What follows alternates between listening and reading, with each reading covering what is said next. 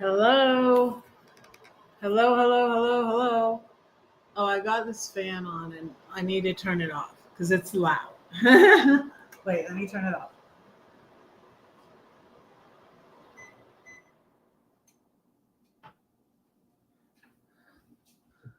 I have salmon.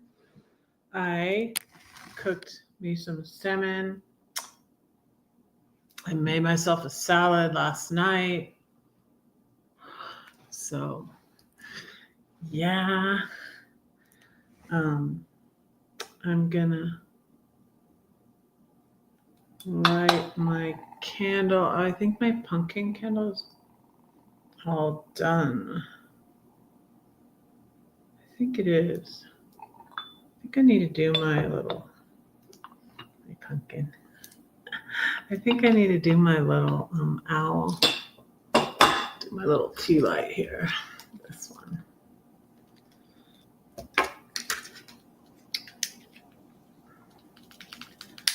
This little light of mine, I'm gonna let it shine. This little light of mine, I'm gonna let it shine. This little light of mine, I'm gonna let it shine. Let it shine, let it shine, let it shine. Red's followers are called it went out. Let me try this again. There we go. Let me see if that will stay lit. Red's followers are called flames. And Jesus said, a city set on a hill cannot be hidden. Let your light so shine before men that they may see your good works and glorify your Father in heaven. Or if they're your mega Christian brothers and sisters, they'll tell you you're going to hell because you voted for Harris. But we still pray for them and ask God to bless them. This is the salmon I made, and it looks yummy. Looks very, very yummy. Let me play you something on my flute.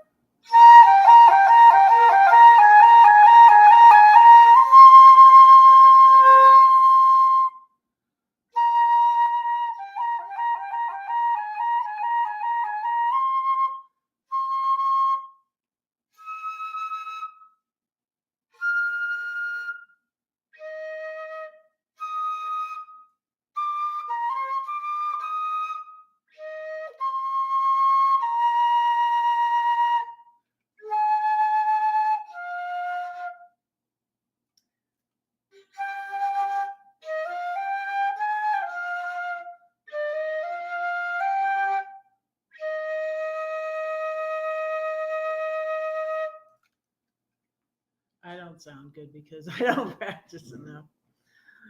Maybe I'll get to that. But anyways, there's always lots of stuff to do, and right now we need to call our senators and stuff because, yeah, there's stuff. I've been sharing videos like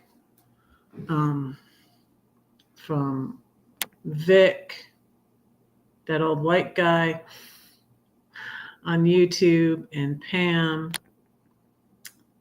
But yeah, I had my head in the sand for a while, and then when I switched to being liberal, I still kind of had my head in the sand. I mean, I was voting for Democrats. Like that 2018 thing, I was part of that. So I'm hoping we'll do that again in 2022. But yeah. Let me get I'll put this video in the chat. Vic's video about the federal judges and stuff and how we need to call our senators and stuff. Hi, Jim. How are you? Good to see you. This is Vic. And he says in this video how the Harris campaign used one of his videos and they sent him a free hat. Because he says, like, I'm an old white guy and I'm voting for Harris. Because, you know, he's a cowboy hat and he's like, it looks like he's a farmer or something. I think he's in Colorado because he is, or somewhere maybe north of here. It looks like he's in Colorado, actually, because he has snow and we still have snow because it hasn't gotten cold enough to for it to melt. It hasn't stayed warm enough, long enough, I should say, for it to melt. Yeah, it's 50 now, but there's still a bunch of snow out there. I can take you over there and show you.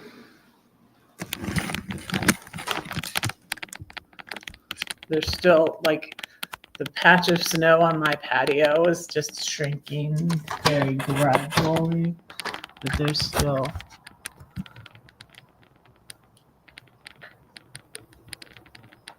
Can't see. It's good. Can you see at all? I don't know if you can see. And they put up Christmas lights early around here. Oh, my fish smells so good. It smells so good. Oh, I have a video. I should download it. There's my fish. I'm going to fix myself a plate. I can get my salad out. My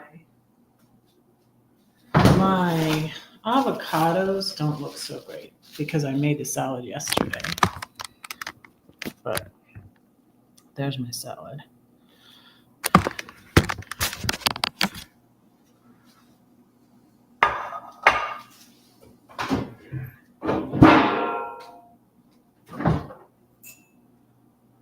Let's see.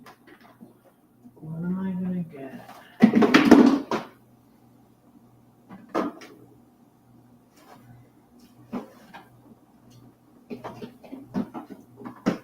I think I'll get this creamy Italian. This is Kroger brand. Look at that. Plate for my fish.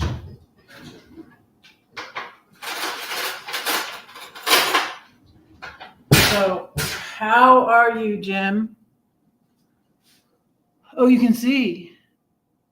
I love the snow. I love the snow because I'm from where you are. I lived where you are for 32 years. I raised my kids in Middle Georgia, so I was there for 32 years, but I'm from Southern California and South Florida. I met my ex-husband in South Florida, and then we moved to Georgia and raised our kids. Our oldest child was born in Florida, too. So I love the snow. And I still love the snow. I got a pretty drive through the snow to church. I drove to my church twice, like last week and on Sunday.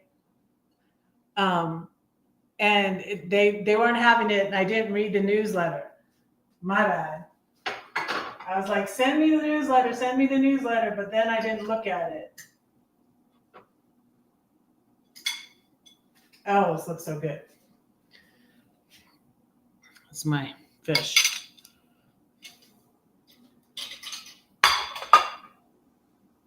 Oh, let me get my olives for my salad.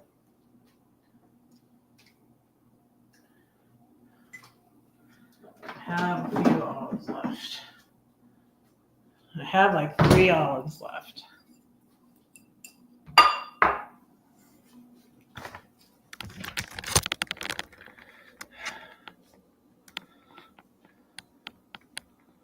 Oh, walk to Emmaus.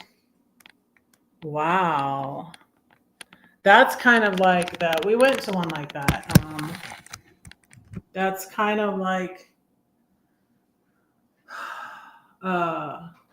Tres Dias, isn't it? Isn't it like Tres Dias? Or Cicero? Or what's it called? What's it called? I have tea. But yeah, I have to keep up with my spiritual practices or I would go bonkers, absolutely bonkers. That's why I keep doing the, devotions. I'm still doing the devotions and I'm still like, my niche on my channel has always been sort of all over the place. So, and it still kind of is. Hi, Carolyn. How are you? How are you? That's the rest of my olives. Need to get some more olives. But I'm trying to go over my finances and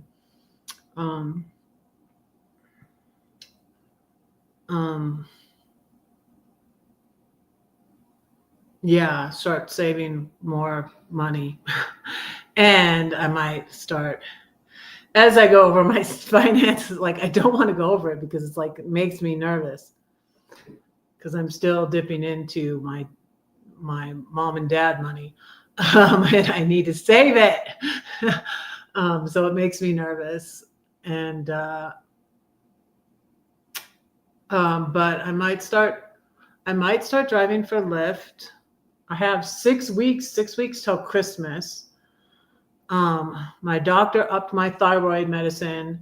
And so then I'm going back to get tested before I go to the doctor after Christmas. She said 6 weeks is at Christmas, but you can come in when you get back from Philly because I'm going to Philly to see my daughter and grandbabies, Lily and Freya. There's Lily.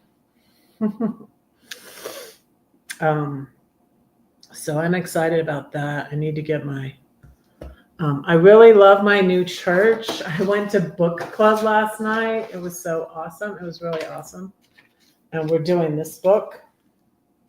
And again, I thought nobody was there, but they were parked in the back. And I was like, were you here last week? And they're like, no, you couldn't get in last week. And I was like, I came here last week. I had a pretty drive through the snow. I posted it on my channel. And but there was nobody there for book club and there was nobody there for church. And note to self, you told them to email you the newsletter, but now I have to read the newsletter. Hello, duh. I'm gonna download my little salmon short real quick.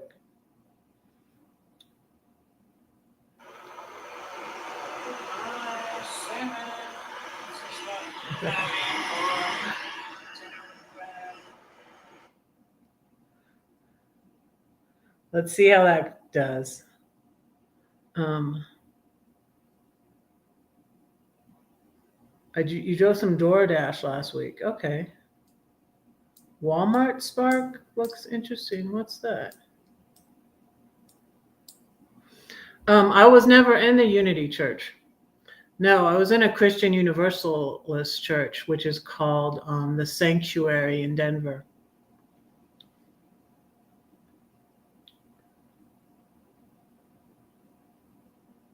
It's not. It's different than the. It's not. It's not all. It's not all religions lead to God. It's not that. It's Jesus will save everybody. So it's different. They get confusing, but it's not a unity church.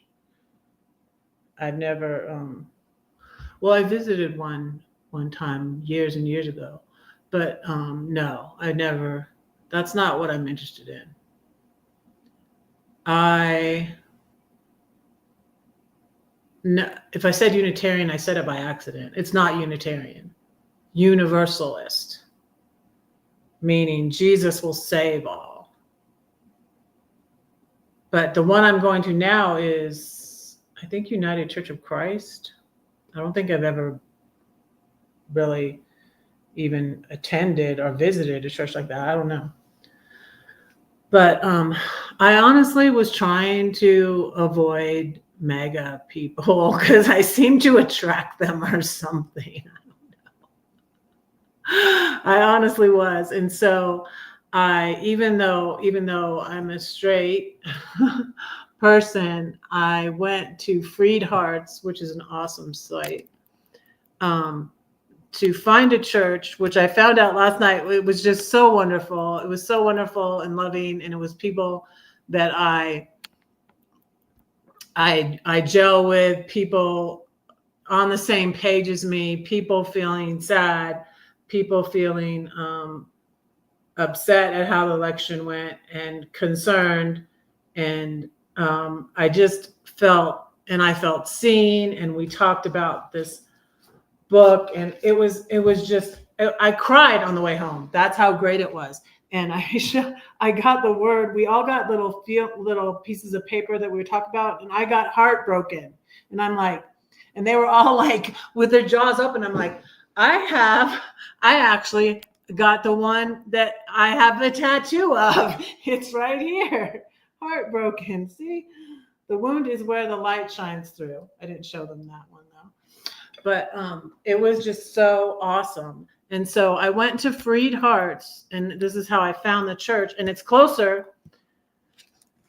I don't know if it's closer to the Presbyterian church I was going to, but it's definitely closer than the one that's in the city. And this time I can drive through the country, because driving through the city is stressful.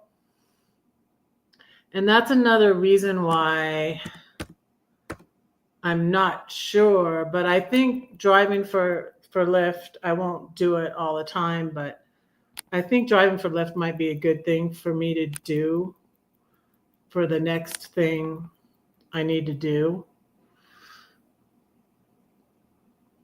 And I probably would only do it like 1 day a week or something like that, or 2 days a week.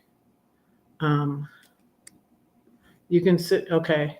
What church do you go to again? I think you told me, but I forgot. But anyway, so I to try to be avoiding mega, which, and I'm going to tell you what happened. I decided, I've been thinking about it lately, and I'm going to tell you what happened at the church in Denver that I went to, and why I stopped going there. I just have been having a hard time finding a place where I fit in, really, and finding a place with diversity. This church is not too. It's more diverse though than the other. The big Presbyterian church I was going to was diverse more racially, because there were Indian people there. But hi, Gracie. Hello. How are you? But I went to Freed Hearts, and you can go to Freed Hearts and you can look for a church that's inclusive, that's accepting of gays, and And I thought that's how, and I was right.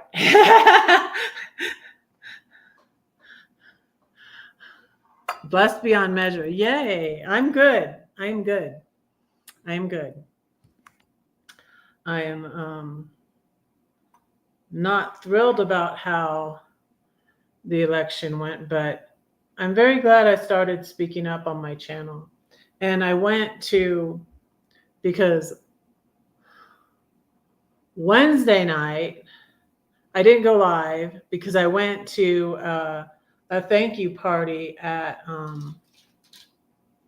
the Kamala Harris headquarters in Denver. I got these glasses. And they were kind of like these other glasses I had. The book I'm reading now is called Star Spangled Jesus. And I'm like, I thought these glasses were appropriate for Star Spangled Jesus. I'm reading Star Spangled Jesus by April Ajoy, and she's the one on, and she's the one, let me drop another link. She's the one on the New Evangelical site, April Ajoy. And she was in Christian Nationalism.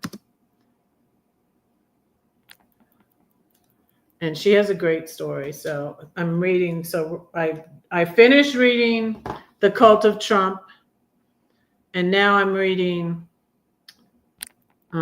Star Spangled Jesus by April Ajoy. And I need to finish. I had this book when a friend I met at church mentioned what they were reading. I was like, I have that book, Atlas of the Heart. So I found out a wonderful saying of MAGAs that got said to me was F feelings. And this whole book is about feelings. And so, and some of the MAGAs are upset now when they see what is going to happen with Trump and all this, his clown court.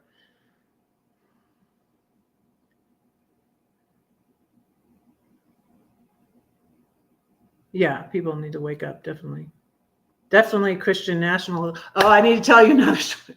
I got so many stories to tell you, you guys. I might try my fish first. I'm gonna pray and try my fish. But I have stories. Let me write this. Let me make a note so I don't remember.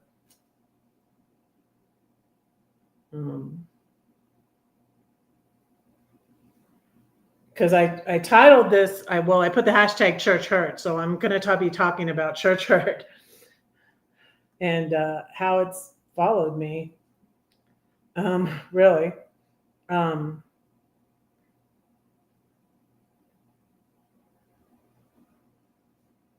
But I have stories.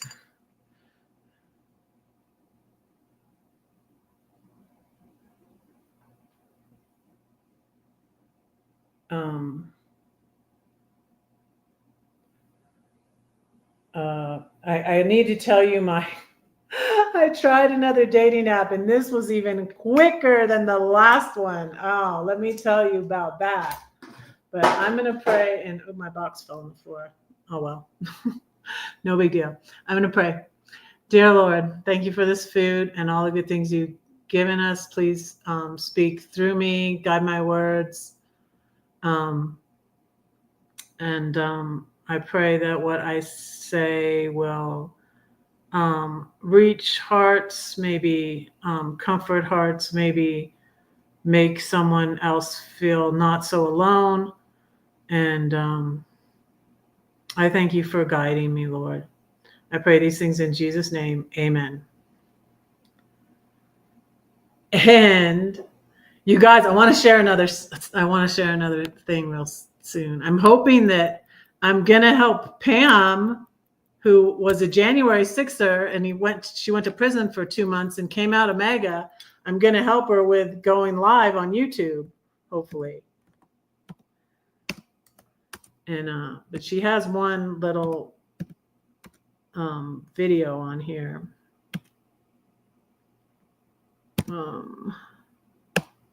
So I'm excited, even though the election didn't go the way I wanted it to.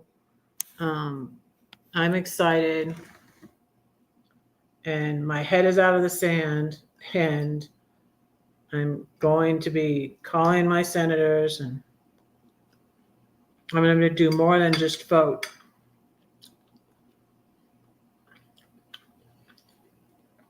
That is good. Did I finish? Let me see.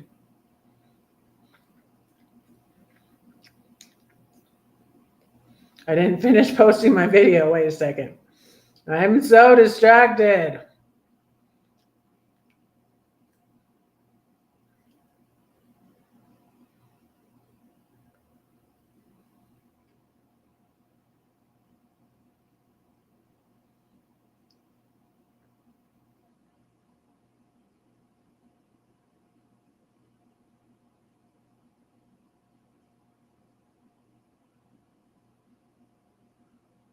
Let's see. I'm doing this.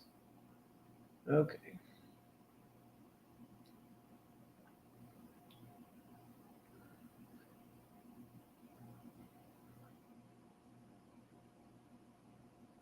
I'm downloading my video and then I stopped in the middle of it.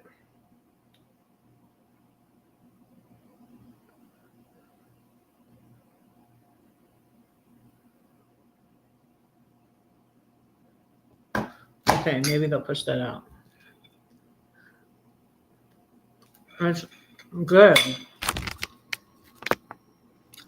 Last time I got the teriyaki. This time I got the blackened, but I usually don't like blackened because it's usually so blackened, you know?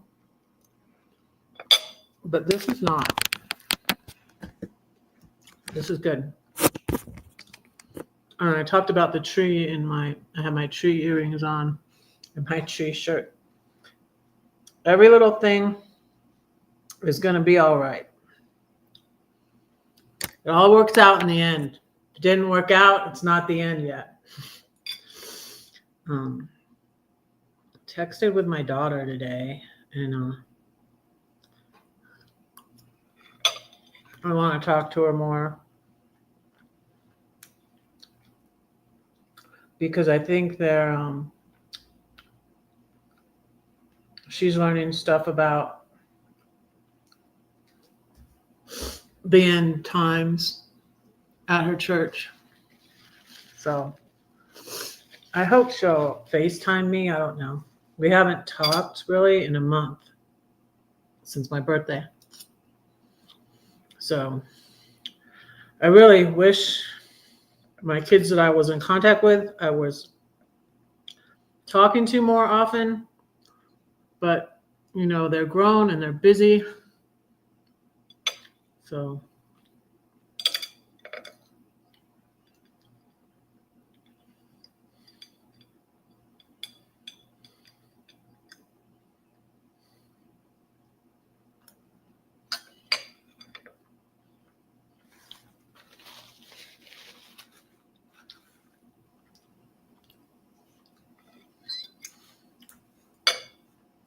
So is your documentary, Gracie, going to be on your channel? That sounds interesting.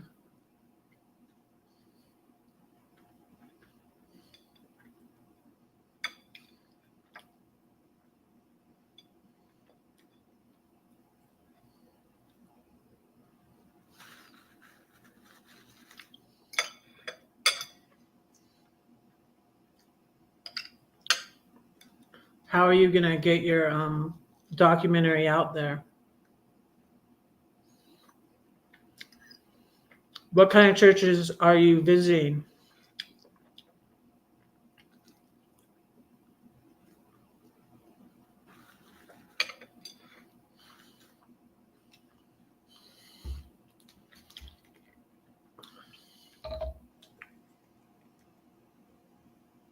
By mid-December.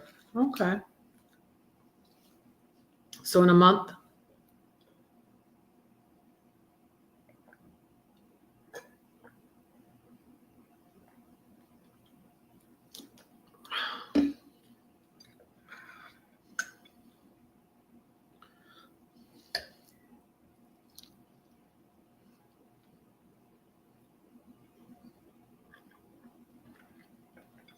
That's awesome. I'm calling Pam. Pam's been through all that. Pam Hemphill, this thing I put up here, and she came out of the cult of Trump, and she after she went to prison for 2 months for being in the Capitol building on January 6th. So, and she went through that.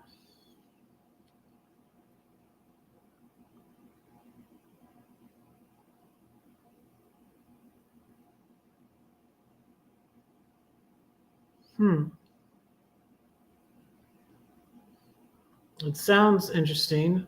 I wonder what angle you're going by. You're going on. And I don't know. I don't know. And I'm in the part of April Ajoy's book about where she was just talking about the end times and what they taught and how she used to be afraid of the rapture and all that.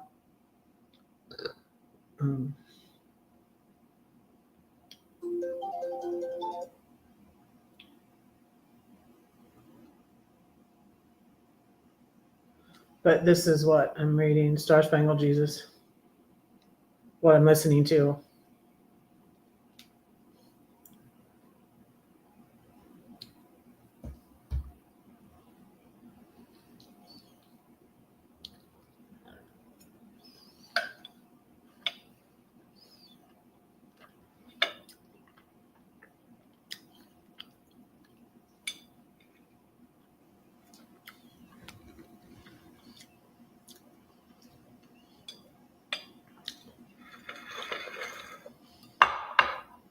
That salmon is so good.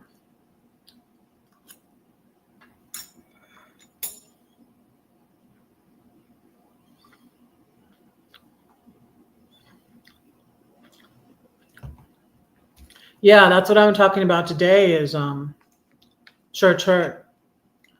But also, I feel like that led me to really look into the things I believe and examine the things I believe.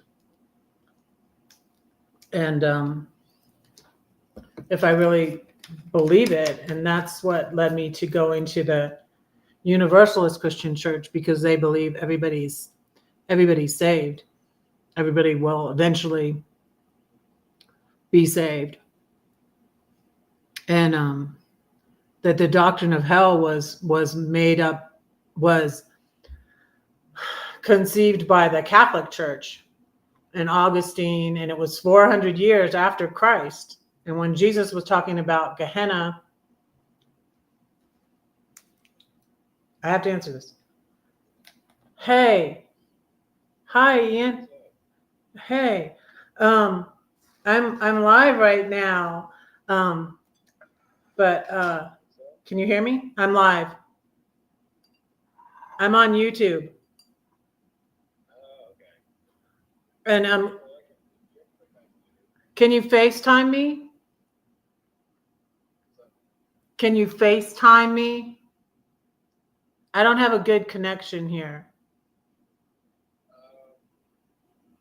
I'll text you. Yeah, you can't really hear me. I'll text you. All right, love you. Bye.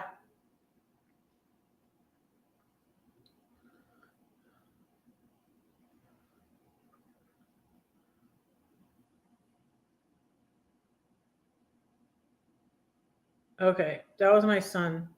Yeah, we need to get our plane tickets to Philly. So that's probably what that was about.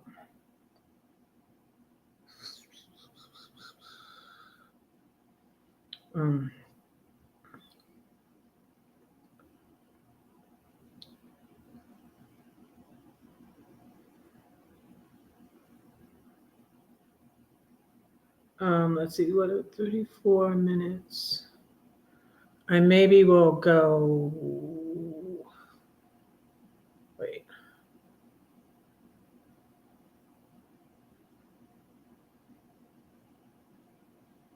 have a good phone connection so I can FaceTime you after my live, if that's okay. I'll text you first.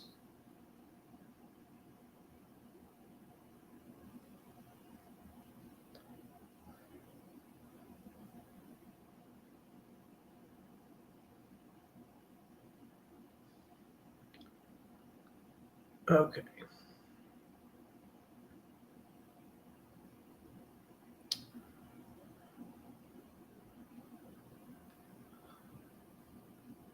Okay. When when I voice to text and I say live, it always spells life.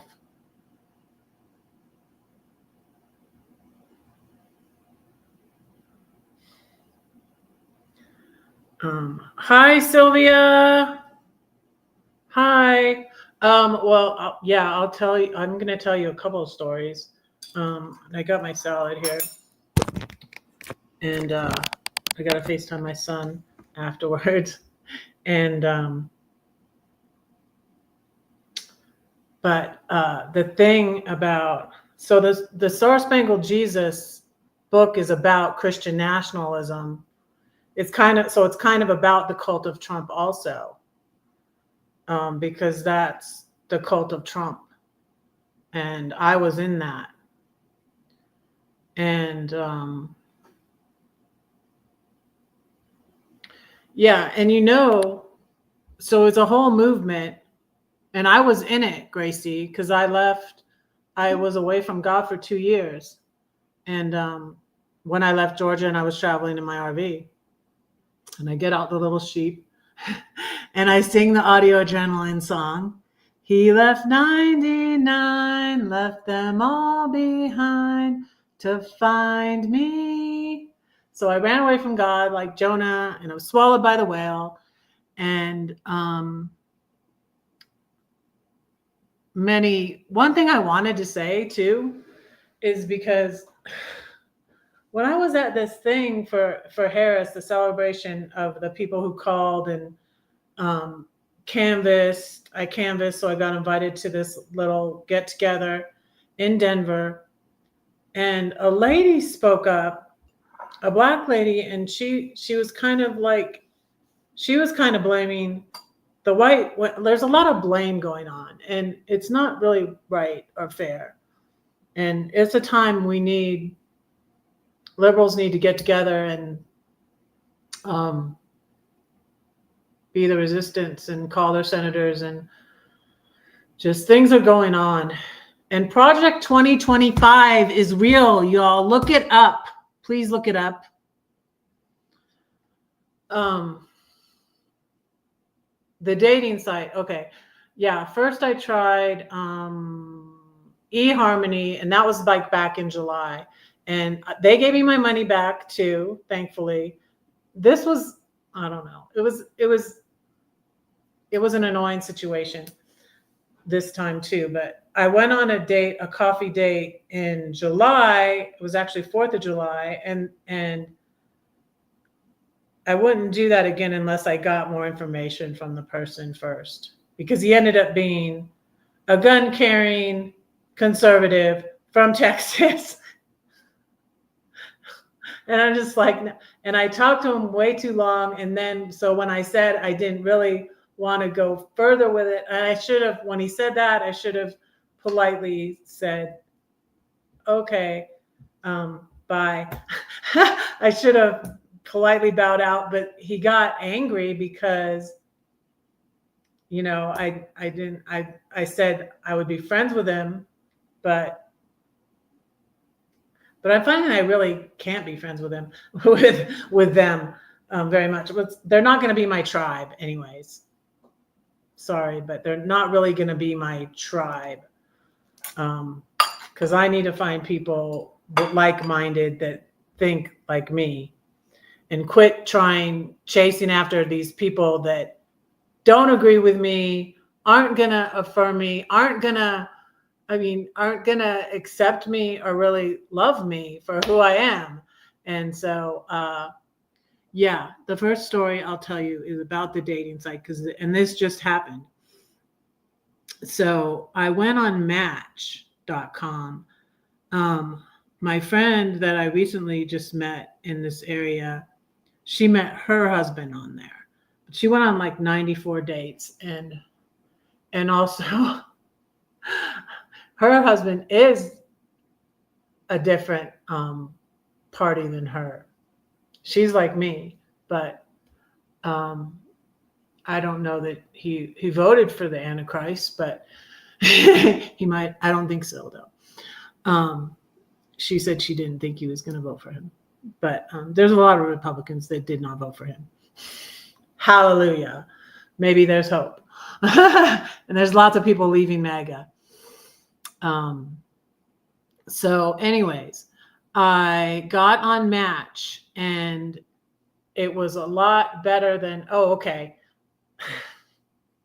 I tried this other one that was I told you guys about the one on Monday that was all over the world, and it was so annoying, and they gave me my money back also.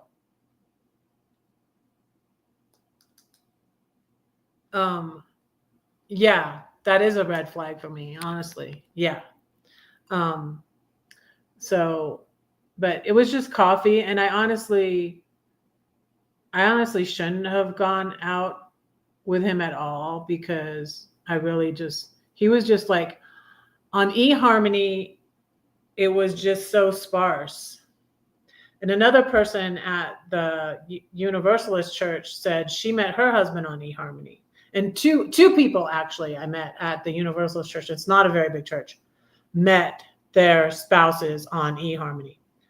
But eHarmony was famine. There was nobody like messaging me at all. I was only on there a couple days, and then I got on this dating.com, and it was insane. It was men all over the world. I couldn't even go to search in Denver because all these men all over the world, and they're popping up wanting to video chat with you. And I'm like, this is insane. I hate this. And like, how do I turn this off?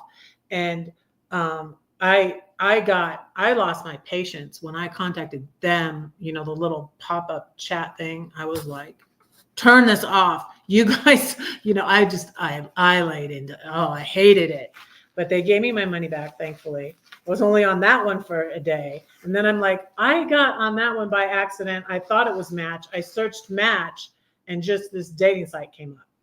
And it was all over the world. I'm like, yeah, these guys are, I think all these guys are fake. She said something about, there's supposed to be a check by them that we've seen their passport. And it was insane. It was insanely stupid. So this is the third time. And I'm taking a break again. So this one was Match. This was the last time I tried it. And it was a lot more organized, right? And everything. And I put all these pictures up, and then it had 3 little questions, like, what's your love language? And I thought it was very good. I was like encouraged. I was like, that other one didn't even ask me all those questions. And I'm like, and I figured out it's about the same price. I'm like, I thought it was going to be cheaper than eHarmony. And like, I'm not going to try again. Not right now anyways. I'm not going to try again. But so this time, and what I think I figured out it was, and this was kind of ticked me off, because you set it up, and I put all these pictures, and I even were trying to find a full length picture. And I was like, okay, I got one from 2018, and I was like, did I weigh the same? Like, is that being misleading? And I was like, yeah, I did weigh the same. That was before I gained the weight, and then I lost the weight. So I was around the same weight. And I was a picture of me on Halloween dressed as Poison Ivy though. So I put all these pictures up. I answered these questions. One of them was like, what's your love language? And I'm like, spoken. It was funny. I used the example. I was like, words of affirmation. I'm like, that is mine. And chocolate. It was kind of like a joke. And they were all a little lighthearted. And then I had this question, And I think I answered it wrong. And I think this is why I got immediately blocked by someone. And I think it was the person, like I saw one guy is all, and I was like, oh, he's in my area. He looks, nice. And I don't think I read his whole profile. And that's probably what I should have done, because he's probably conservative. Because one of the questions was, what do you want to see change? Like, what would you like to see change in your lifetime? It was something in me and my big mouth. And I said, I'd like to end Christian nationalism. I'm with April Ajoy. Okay. Did I drop that link? Oh, I don't know if I did. Let me drop it. The New Evangelicals. Nope, that's not it. That's Pam Hemphill. Let me get the right link here.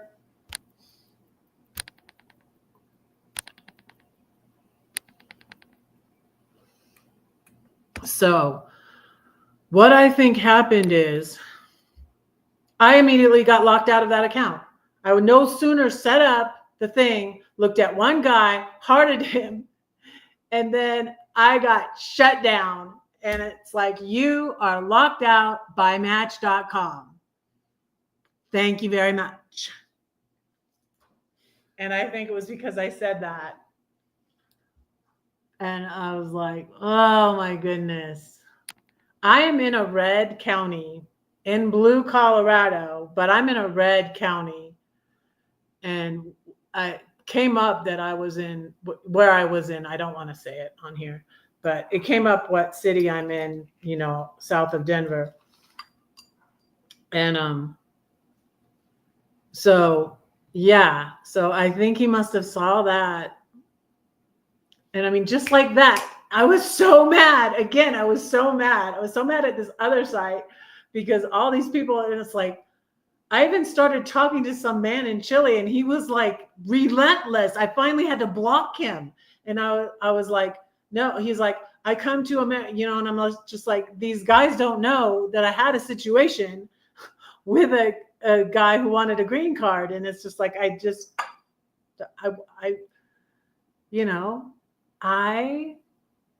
do still live in the US. I do live in Colorado. I want it has to be someone that lives near me. Like these shows, I wondered how they worked, like these shows like Love is Blind or whatever, they go to a certain city because they don't match people up with like long distance relationships hardly ever work. My brother, Tim, this would have saved him too, I feel like. My oldest brother, Tim, died of heroin addiction in 2005. But he had a girlfriend that lived in Southern California. And this is like the same state. They lived in the same state. And he lived in Northern California. And they would go back and forth with arguing. My younger brother, too, lived in Southern California. So they would go into this big debate of which is better, Northern California or Southern California, and blah, blah, blah, blah. And and then my grandmother chimed in. My grandmother was like, well, in the book of Ruth, because she was Jewish, this lady, my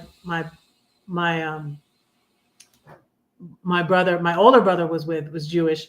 And then he fixed up my younger brother with her friend who was also Jewish, my sister-in-law who passed away in 2021. My oldest brother fixed a lot of people up. He fixed my cousin up with her husband, but he never found it for himself. But he was doing so well. And I feel like he was clean for a while when he was with, her name was Rhonda. He would say that song, help me, Rhonda, help me, Rhonda. Her name was Rhonda. Rhonda, if you're listening, love you. You added to my brother's life and you were a blessing.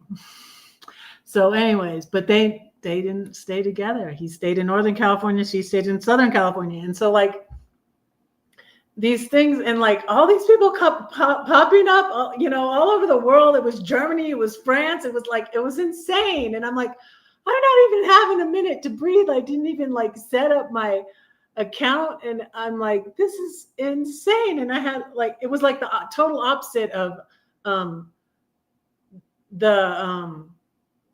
eHarmony. eHarmony was like a famine. And one of the friends at my other church who met somebody on eHarmony, she said, I tried to cancel and they wouldn't give me my money back. She must have been on longer than I was. I was only on like 4 days. So that's why they gave me my money back. But she said they wouldn't give me my money back, but I stayed on there. And then she met her husband, who is her husband now. And I don't know how long she was on there. And I need to ask my friend I just met how long she was on Match, because she went on 94 dates. She said she went on 94 coffee dates. And she said, in the last one, she met her husband, and she's like, and I didn't have coffee that time, I had tea. And I'm like, is this some sort of like equation of how to find your husband? I don't know. I've been praying. But anyway, so that's my funny story about Match. But I decided to tell you a story I hadn't told you yet about what happened, and I'm going to tell. I've debated on whether or not to say it to them. It's a very small church, and there's not a lot of Christian Universalist churches, and I don't really feel like they're gay affirming either. So I just feel like it's going to die. It's already dying out. They're in a kind of big building and they don't have a parking lot. And it's like, I'm like, even if they got a good deal on the building, right? I'm like, even if they get like enough people to fill up this building, where are they going to park? Like it's a residential area and we have to park on the street by people's houses. And I'm just like, I don't know about this church if it's going to continue on. And the pastor, I'll show you but he has great info on. Let me share a video by that pastor, which is good, which explains the conclusion he came to about hell. And he's been to seminary and all of that. So it's called Hallelujah in Hell. Gives you the spirit to be single. Oh, that's good. Yeah, and that's what I've prayed about that, Gracie. Like if I'm supposed to be single now, that he just helped me to be content. And I feel like I am more content now than I ever have been. And I'm like more careful in like situations I've gotten into in the past, bad situations with men, is because I was too lonely. And I'm less lonely now. And I'm reaching out to meet. I'm meeting lots of women friends now, and I'm meeting women friends that I'm on the same page with, which is better. But here is a little video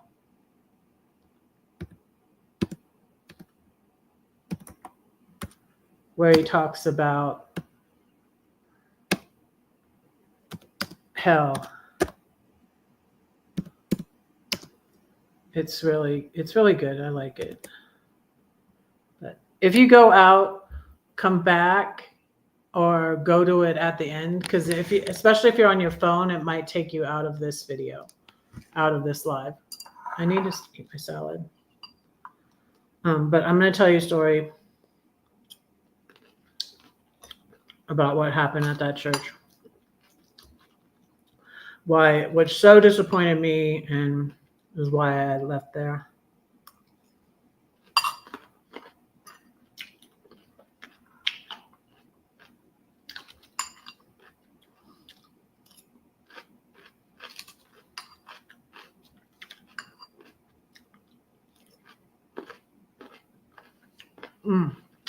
This dressing is good.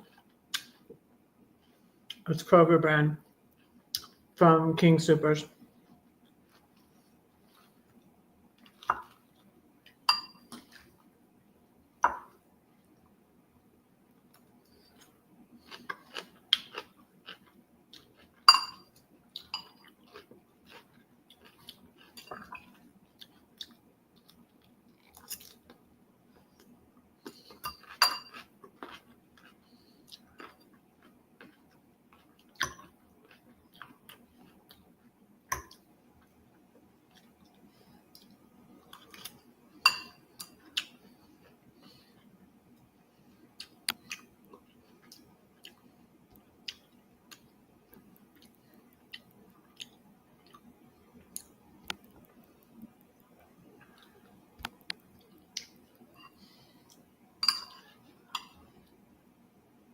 This is good.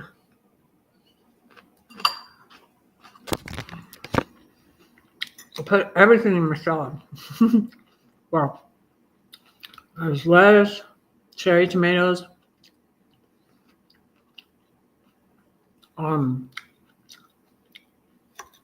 peppers, baby cucumbers, carrots.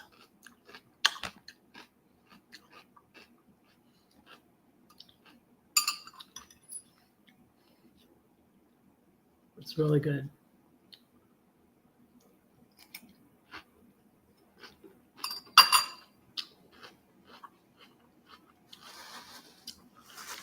Thank you all for being here.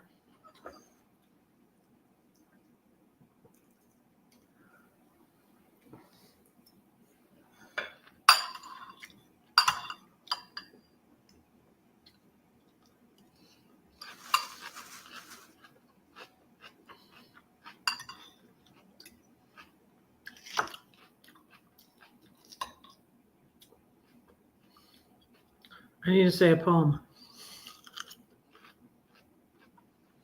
Oh, and my new church is having Poetry Sunday, and I'm saying 2 poems. So that's pretty cool. I emailed, and I thought I was saying them last Sunday, but they canceled church because so much snow.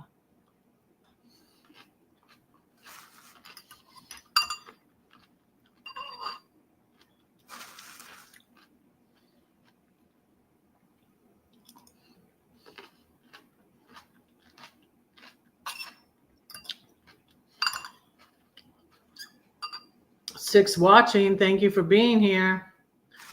I get a lot more views on the replay. So everybody who's watching the replay, hi, thank you. I appreciate you.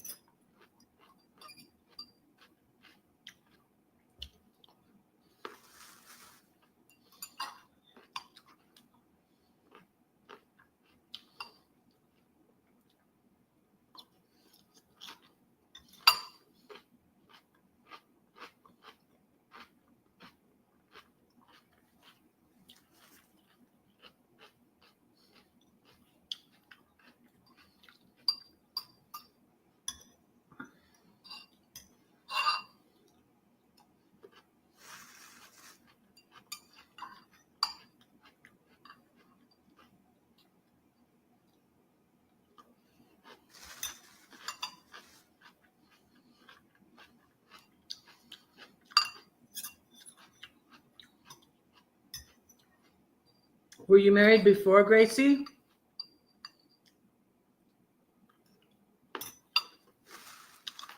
Do you have children?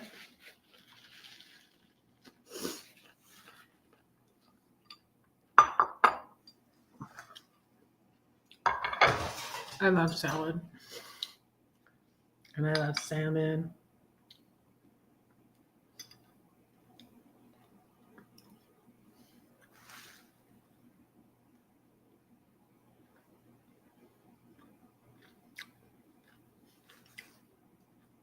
Thank you, but I don't know if it's meant to, you know? That pastor used to have a huge church on the hill. And I found out that the Presbyterian church where I was going to, he was in the Evangelical Presbyterian church. And my old pastor at the other church was instrumental in getting Peter kicked out of the denomination because he didn't believe in eternal conscious torment. So, and he used to have the big church on the hill. Someone said to me that God might be working on that pastor because he's, he used to be preaching to a lot of people, like thousands. And now he's preaching to, I don't know how many we have every Sunday, but 30. It's really, really small.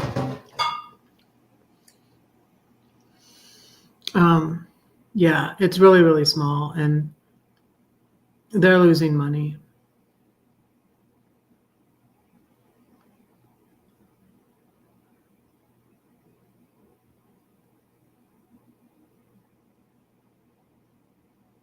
Oh, wow.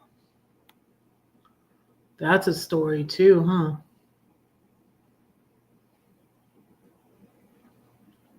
That must have been hard.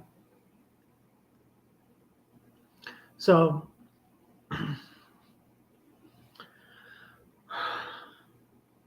3 adult children and 5 grands. I have the opposite. I have 5 adult children and 3 grands. I haven't met my youngest, my grandson that was born in February yet, though. I'm not in contact with my oldest daughter, but I'm thankfully in contact with my middle daughter, who has my 2 grandbabies that were born in 2022 and 2023. So they're 2 and 1.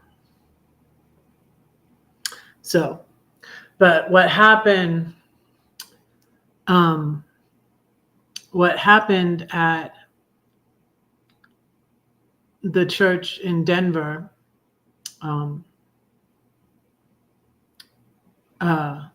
the Christian Universalist Church, is I wasn't really connecting a lot with anybody. I wasn't, like, I had one friend at the Presbyterian church, and when I said to her, she basically threatened me when I said I was questioning the doctrine of hell. And the book I have is by Julie Fawarda. The book I read, because this is really good, and it's a study. It goes into a study of it in the Greek and Hebrew and all that. It's really good. It's free online. But when I said to Judy at the Presbyterian church, she rebuked me. She's like, "You're treading on dangerous territory." And it's like, she maybe didn't remember what church she was in. Because I think her grandfather or something was it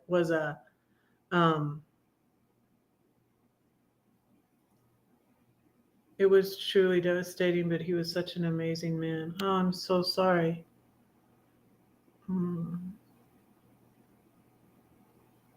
Yeah, brain injuries are serious. Before I listened to The Cult of Trump and Star Spangled Jesus, I was listening to a book by Dr. Amen, the brain doctor. Yeah. Very interesting stuff. That's why I'm eating fish and salad, less sugar, because I was listening to Dr. Amen. But when I said to Judy at the Presbyterian church, these were little hurts, but before that, I had big hurts at the Baptist church, at the Baptist churches in Georgia. So, but yeah, my grands are young. So, yeah, and I'm going to see them for Christmas, and that's what my son is going to meet me in Philly. He's in Oregon. He lives in Oregon. My younger son lives in Oregon. My grown kids are all over the country. 2 of them are in Georgia, one's in Oregon, one's in Pennsylvania, in Philly area, and one's in Texas. So, and I'm not in contact with my oldest and my youngest right now, but hopefully, maybe I will be in the future. Maybe I will be in the future. But anyway, so my friend at the Presbyterian church said, "You are treading on dangerous territory," and it's like, you're forgetting what church you're in. Like maybe your grandfather or her father, I think it was her father or her grandfather was a Pentecostal preacher. So I think she thought, people have thought, and called me a false believer too, because I don't believe in hell. I believe in a judgment. It's what the Gehenna means in the Bible when it's mentioned, but not eternal conscious torment. So she rebuked me basically, and she hasn't called me or texted me to see how I'm doing. One person from that Presbyterian church, when I stopped going there, contacted me. One time, they don't like, and I'm just like, really? Like, I'm looking for somebody who cares, who genuinely cares about me.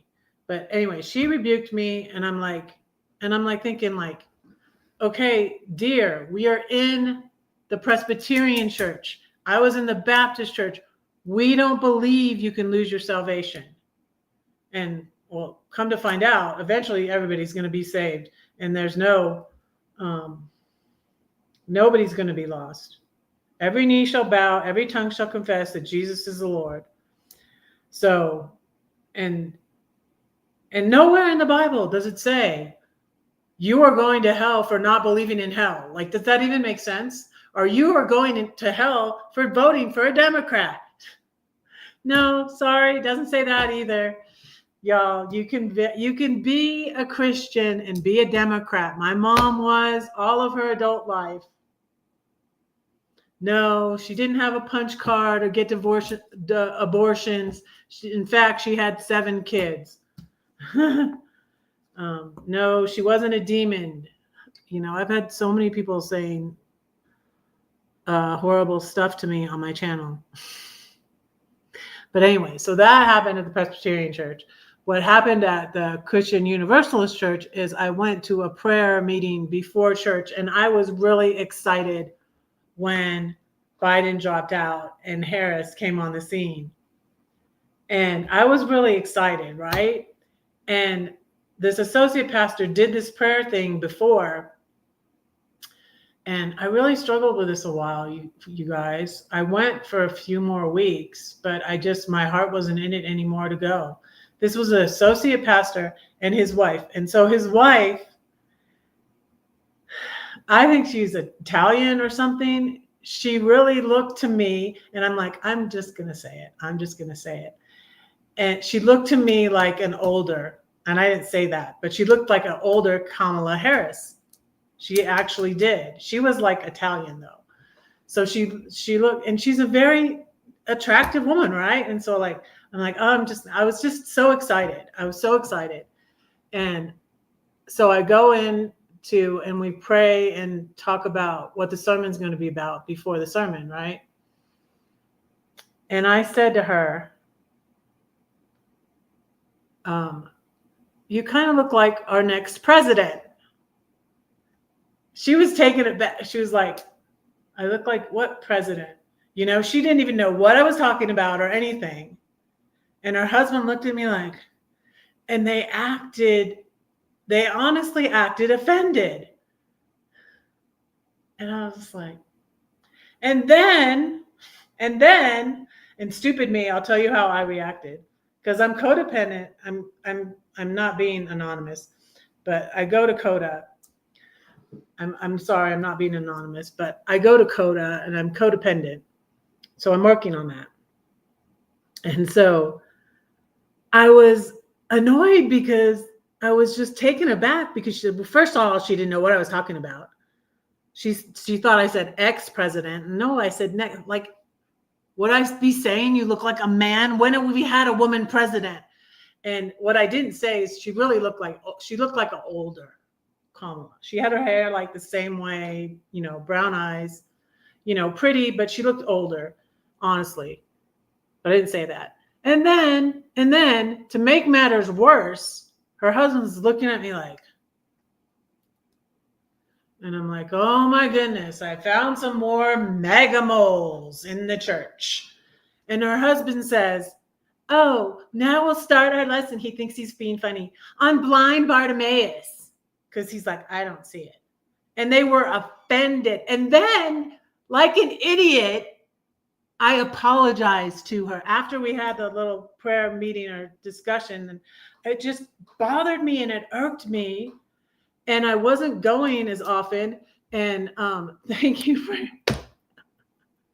Do I have a fellow enthusiast here? Oh, she would have been so good. I'm so sad. It would have been so. Oh goodness. I'm honestly really concerned, and we have to keep on. Goodness, they're appointing federal judges. We need to call our senators, and we need to get them right now to appoint those federal judges, because they're going to put it off, and so that Trump can put in the Republican ones. So that's what one of Vic's videos I shared. Vic's channel up here at the beginning. So you guys, right after I'm live, the chat will go down for a minute, but then it'll be up like, tomorrow sometime probably. But this right here, this is Vic's YouTube. I think it says old white guy because that's how he started his thing. And she actually used one of his videos on her campaign, and they sent him a free hat. So that's pretty cool. So anyways, so then afterwards, this lady was talking to somebody else, and I said, get this. I said, I'm sorry if I offended you. Like an idiot. I'm apologizing for, I didn't need to apologize. It's a codependent thing that, I'm wanting people to accept me, and I wanted to be accepted at this church, but then I'm like, no, let me just go on to the next, look for the next one. And then I went to Freed Hearts to find a church, and it turns out it's closer by. It's not in Denver. This Freed Hearts, that's the Freed Hearts thing. So, but, and then, what she says when I apologize to her? She should have said what she should have said. I said, I don't need to apologize. She's a beautiful woman. I'm like, that was a compliment. And I didn't say you look like an old Kamala. Even that would have been a compliment. Because, she is a nice looking woman. Kamala is a beautiful woman. And she says, oh, I'm very hard to offend. I'm so holier than thou. I would never say you look like a Democrat. Oh my gosh. I'm very hard to offend. You can tell me I look like a Democrat and I won't be offended. I'm very hard to offend. And I'm like, what in the world is going on here? And I'm just like, yes. That's what I said to my daughter today. And this is not the one who voted for who's in office now, but I think my oldest one that I'm not, she was for him before. So, and honestly, to be honest, and I'm saying this, I've thought it through. My oldest child is susceptible to being deceived by narcissists because her dad is one. So she's used to being, she has the wool pulled over her eyes. She's used to being deceived by a narcissist. And so, yeah, I mean, hopefully she didn't. I haven't, and I was actually her brother who told me that, and he's not either. He's not for that. um, I'm so thankful for my extra son. So my younger son's best friend, they both moved here to Denver in around 2019 after they both graduated college. They didn't go to the same college together, but they went through grammar school and middle school together. And it's his best friend from like third, fourth grade. And they moved here together. And then after I was here a year, 2023, last year, Ian didn't like his job here, and he had broken up with his girlfriend here. And my niece, who she's a good brother to my niece, actually. My nephew is my niece's brother, but I feel like my son, their cousins, has been a better brother to her. And she was like, why don't you come here? And she doesn't have any family living by her in Bend, Oregon. And so he went there. But I still have Albert here. And so, and none of my two kids, know that I was really working on this time. I was canvassing, I was calling. Well, no, I didn't call because I have such a terrible connection here. And then going into Denver in the evenings was not possible from here. It would take me 45 minutes because of the traffic to try to go into Denver at rush hour time. So I didn't ever, because I'm like, I can't call here. So I did canvassing here in my area, and I did canvassing in Denver, in Aurora. And so, yeah, and I canvassed down here because I'm a little bit south of Denver for a local candidate. And that was fun. And I really had fun. But none of my kids texted me, said, hey, how are you doing? Are you okay, Mom? And then my son, though, finally he remembered, because he forgets my birthday, on my birthday, but a little bit later, he'll text me and be like, happy birthday. My oldest son actually sent me an email on my birthday. So that was nice. That was really nice. And those are the three I'm in contact with, but not as much contact as I'd really like. I'd like to be more in contact with them. I try to be more in contact with them, but I don't want to be pushy, annoying mom. So yeah. So I kind of just don't. I try not to be pushy, annoying mom. And I don't text them and say, hey, you forgot my birthday, or hey, didn't you forget that I might be upset now? But anyways, I texted Albert because I know he's equally, he's African American. And so my extra son, I texted him, and he came over to eat on Sunday. So he came, and I made him lasagna.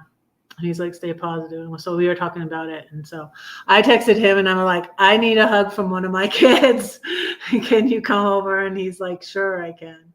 So I'm really, really super thankful for Albert, because, I still feel like I have a kid here. And I had just, when my son announced he was moving to Oregon, I might have, because I hadn't really met that many people here. And I had just got the job lifeguarding at the pool where I swim. And so I'm thinking otherwise, because my lease was up again, and then I renewed it. But I had just gotten that job. Otherwise, I think I would have just followed him there. I would have, my lease ended. But my lease was going to end, but I just got the job. And if I hadn't just got the job, I might have just followed him. But I think for some reason, Gracie will get this, I think this is where I'm supposed to be for right now. Also, my daughter in Philly has invited me to move near her, because I told her my lease is up in February. But I told her, I really like it here right now. And I'm not saying I would never move there. I really like it here better than there, other than that my grandbabies are there and my daughter's there. But I'm thinking it's not right now. But Gracie, you'll get this. I'm supposed to be in this. I feel like God wants me here right now. Because I've been praying about my next husband. So yeah, pray about that. You don't have to pray for my church. I sense that you're a prayer warrior like me, Gracie. So pray about this, my next husband. That's what I've been praying. I've been praying for and about who's going to be my next husband. So I've been praying that I will meet him soon. And I don't know. And I'm going to Philly and I'm like, okay, that would settle it if I met somebody in Philly when I'm visiting my daughter. Then maybe. And I need to pray about, I'm going to pray about whether, so I might do a 6-month lease. My lease was going to be up, let's see. I think last time I did a year lease. So I did February to February.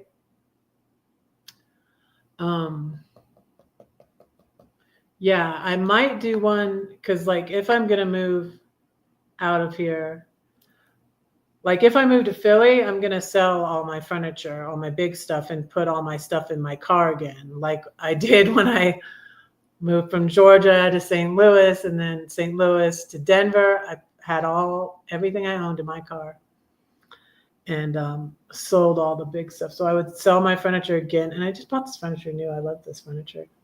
But yeah, I would probably do that. Bend is awesome. Yeah. Yeah. I've been there to visit her. Yeah. I was thinking of going there in the summer, but I didn't. I was having a rough summer, y'all, because I wasn't liking my job. I was wanting to try to stay for a year at the lifeguarding job. I wasn't meeting anybody my age really. Well, I was meeting some people that swam there, but I wasn't, I worked with mostly teenagers. And it just was really disorganized and just really a mess, especially in the summer when they had, my manager went out of town and she was young. She was 20 something. She was a good manager though. Lydia. But she was younger than my youngest. My Lydia is my youngest and she's 23. And this Lydia, my boss, was like 21 years old. I think she was 21. But anyway, she was really nice. But some of the teenagers I work with were great, but other ones were pains in my backside, quite honestly. So I finally decided to quit, and I was having so much anxiety, and I had this trip planned to California to see to the Switchfoot getaway, and I was having all this anxiety. And the funny thing about that is I think that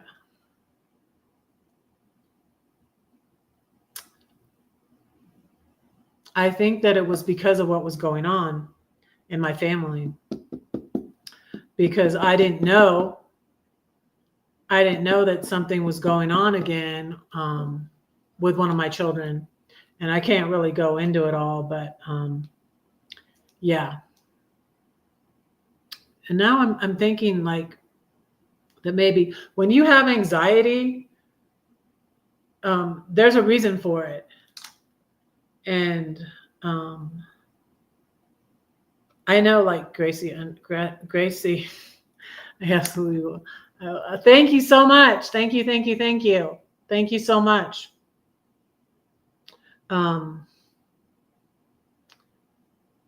So yeah, I look at that now and I think that was why. And it's interesting, but like I stood my ground and it was like really, I had to make a hard decision. And it was really, really difficult decision. And I had to make a difficult decision, but I feel like it was the right one. And then when I finally like let it go and gave it to God, I started feeling better. And then I even was going to try, and I had a therapist, and she really wasn't helping me. She was making it worse because she was just making me more codependent. She was very codependent. She was like, you can do this, and you can do this, and you can do that. And I would talk to her for hours and hours, and I wasn't even talking about myself and my feelings or anything. I was talking about the situation and the problem in my family, and she wasn't even discussing me. And I'm like, so I finally was just like, you know what? I mean, I have, sometimes we go over these things about codependency, and one of them is you stay in situations where you're being harmed for too long. And that's what, I've always done, and I'm learning better how to, say no and say, no, this is not for me. And that's okay. God must have something else for me. Bye. And it's even been that lately when I've had to block people. It's hard when I've had to block people that are, semi-regular at my live, but then they say something nasty about me in my chat, because they're mad because I'm calling them out about, like, how can you vote for this ungodly person? And it's dangerous, and you shouldn't. Or how can you not vote? Someone was getting on to me because I was telling someone they needed to vote, and they're like, that's their business. And I'm like, they came in here and told me they're not voting. So, like, I'm talking politics. What do you expect me to say? And then that person, said I said something ugly in my devotion and lied about me. And it's like, it breaks my heart that I had to, this person sent me a gift too in the mail. And I'm like, yeah, but I'm sorry. That's where I draw the line. You can't be coming into my chat and lying about me. Yeah, that's what I feel like. I feel like I could. And like with all this, I heard like, oh gosh, how many was it? Like a million? The canvassers knocked on like, oh, it was a lot. I think it might have been 1 million doors were knocked in Pennsylvania. That's a big deal state. And I'm like, maybe I will be in Pennsylvania, because I was saying, like, where my daughter lives is right on the border of New Jersey. And I was like, oh, I want to live by the beach. I'll go. But I went to the beach in New Jersey, and it's not really like that. Lately I've been thinking, I was on Sarah Sedgwick. I was on this actress's Instagram, and she has a farm, and I love that. And I'm like, that's what I've been thinking lately. I'm like, maybe I'll buy a farm in Pennsylvania. That'll be awesome. I'll get my granddaughter's ponies, and it'll be so fun. And they'll be like, come to because I want a garden, so I don't want to be in an apartment forever. But I feel like this is where God has me for right now. Another thing I'm going to pray about, Gracie, if you want to join me, is if I should do a 6 months lease, and which would it be until August. I moved in this place in August 2022. And so I had a 6 months lease because I kept on being like, I'm not going to stay here long. But I really love my apartment, and I really feel like this is where God has me for right now. And my support that I still get from my spouse pays my rent. But that's the problem. It only pays my rent. And I'm not making any money on YouTube yet. And I'm not making any money from my writing yet.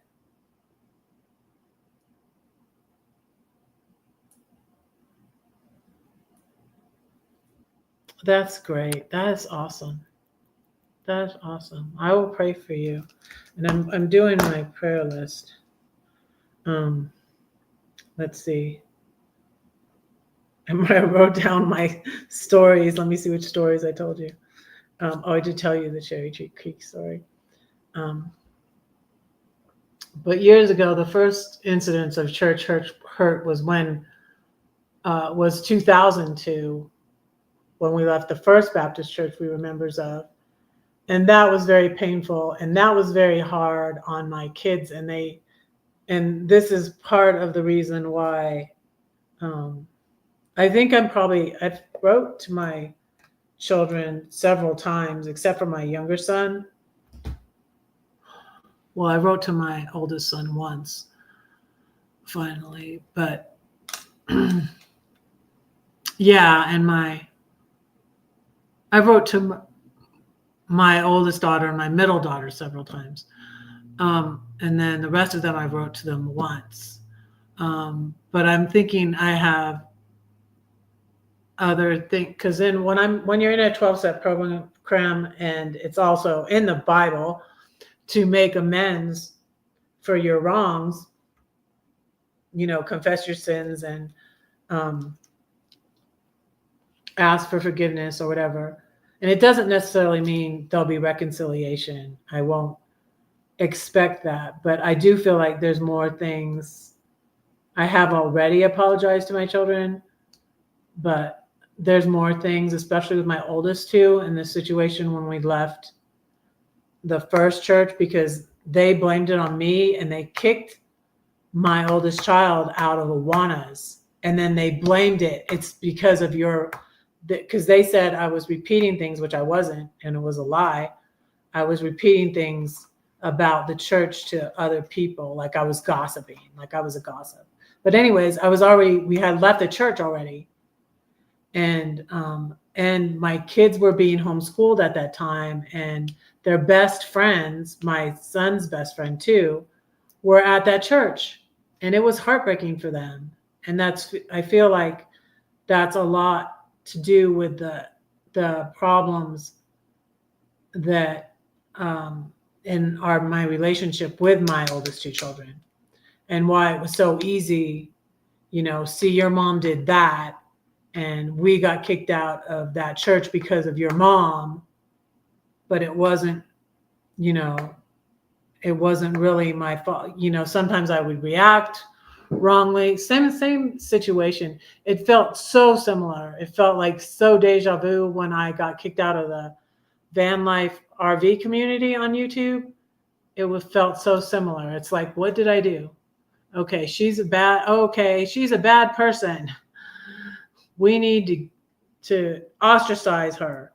And it felt very similar to the church hurt.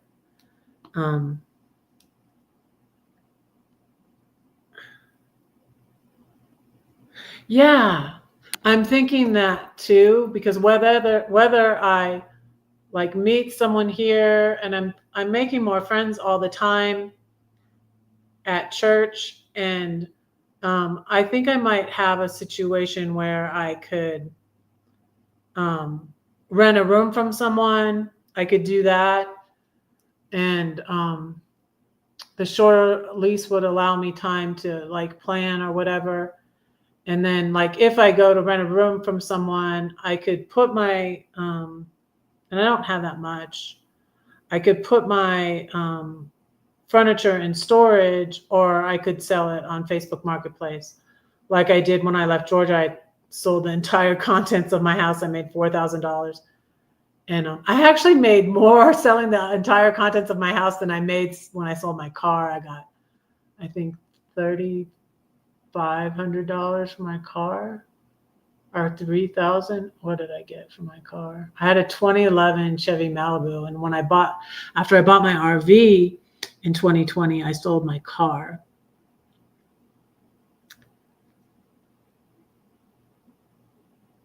Are there more van life communities that you could join?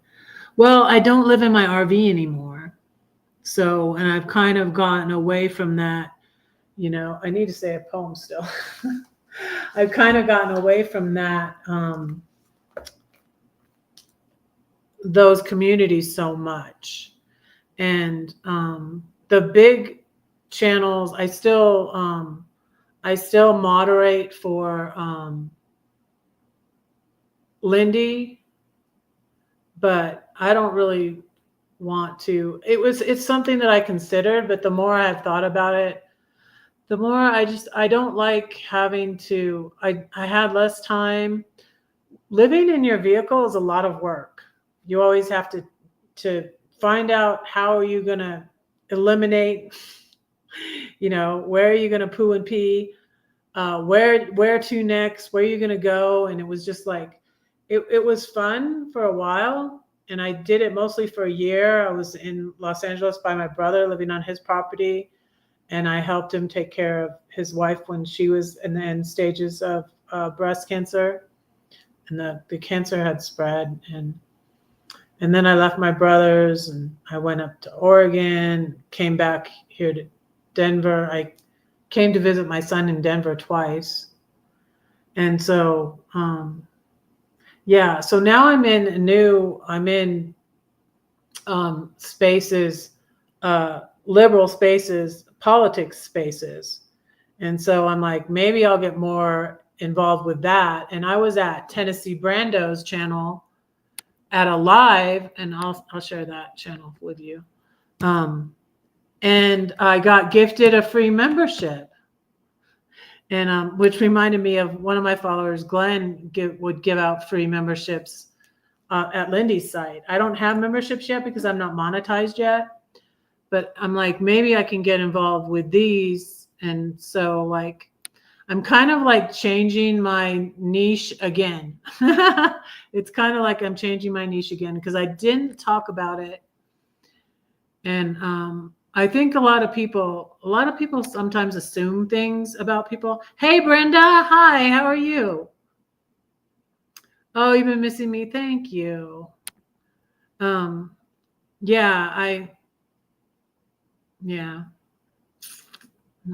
been over there. And I tried to see Carol when I was in San Diego, and I wasn't able to see her.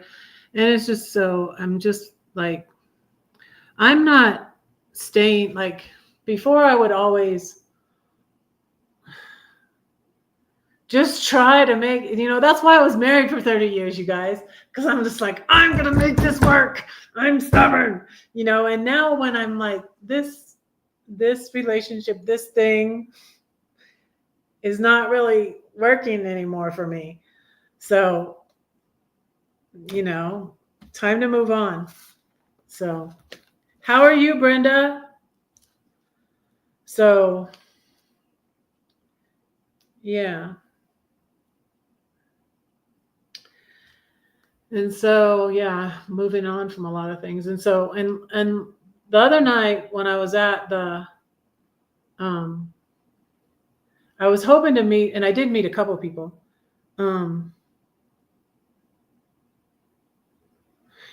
Part-time. And see, that's what a lot of these channels, I was just thinking about that. There's like Gloria's Life. She doesn't live in her van. And a lot of them don't. There was a guy, and like, well, his channel, like he got monetized and now he's not doing anything anymore. And he said in one of his videos, he doesn't live in it. He's doing van life videos and all this. He doesn't go live, but he has an apartment. And I'm just like, what is that? That's like fake van life. That's like fake van life. I'm sorry. But yeah. Oh, you live in your minivan. Okay. Do you stay in places for long? See, like, I'm like, maybe if I stayed in places longer, and I was in the RV when I did it. And I thought like, maybe I could do it if I got a van. And again, if I did it, would be something temporary. And I would probably get a van that I could stand up in. I've thought about getting a minivan to replace my RAV4, but I love my RAV4 so much. But going to Philly, now this time I'm going to fly again. This year I'm flying. Last year I drove both times, but it was exhausting. And then getting a hotel on the way, and I would only stop one time, and that's like 12-hour days because it's 24 hours.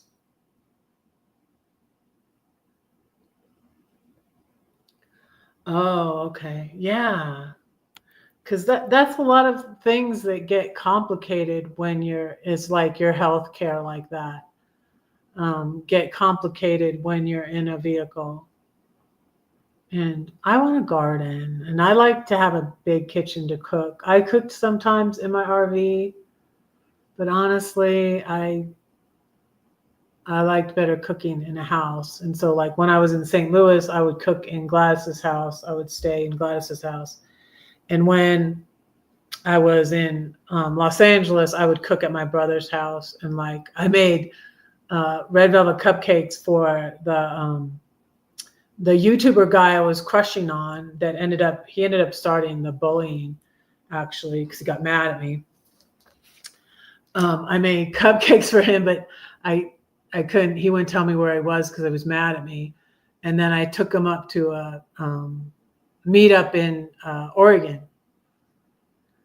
So, but I baked them at my brother's house, not in my RV. You want to go to the RTR, but I still work as a teacher, and that's the week that we are returning from winter break. Oh, wow. Really? That's a bad time. That's bad timing. That's bad timing. Yeah, I ended up going to it once. So, and it was when I was after I sold my RV, and I don't like sleeping in my RAV. So that's why I've thought about getting like a minivan to do part-time van life for like when I drive to Philly. But then I don't know if like in the next now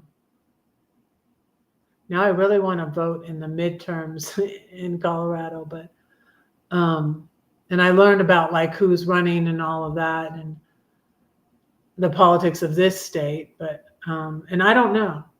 But I don't know if in 2 years or quite possibly in 4 years I could be in Pennsylvania.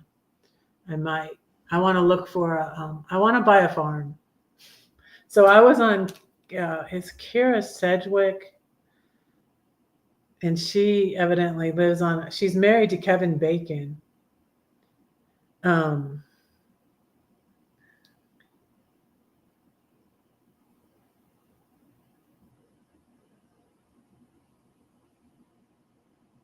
and so they live on this farm.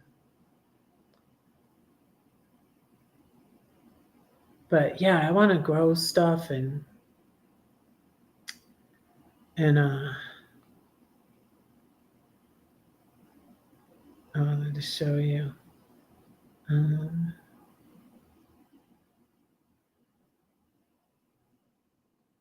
Oh, there's her with her cat. But she had such a cute little video. Where is it?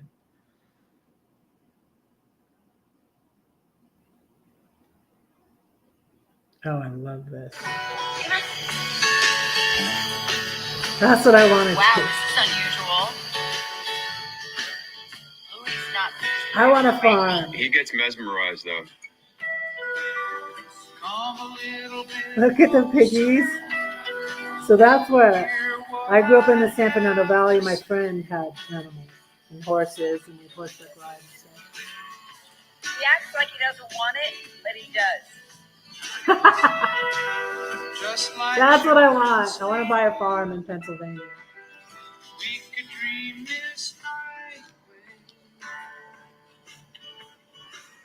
I might send this to my daughter.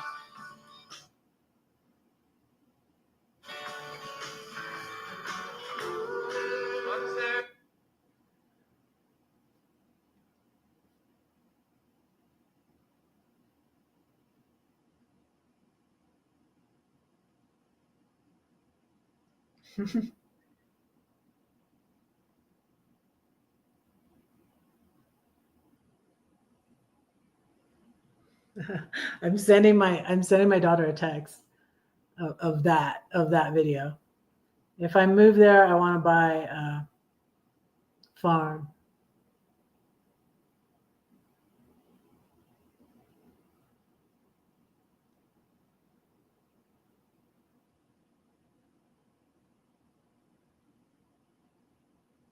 And I'll get the girls' ponies. And I'll buy the girls' ponies.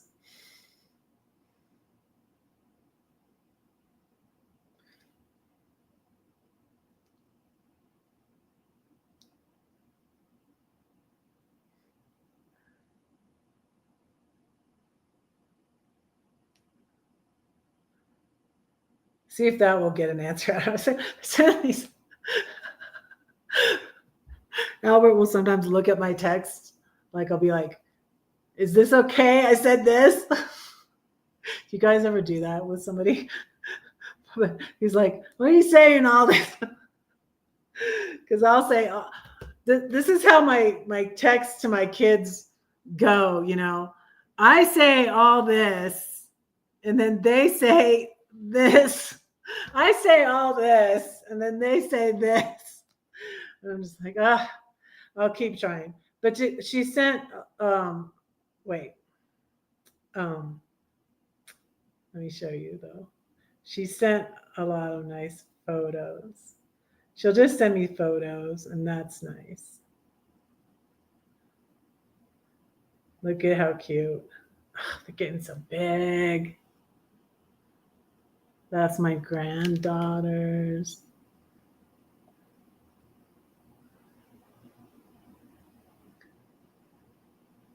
Look. That's my middle grandbaby. And that's my daughter. They're so cute.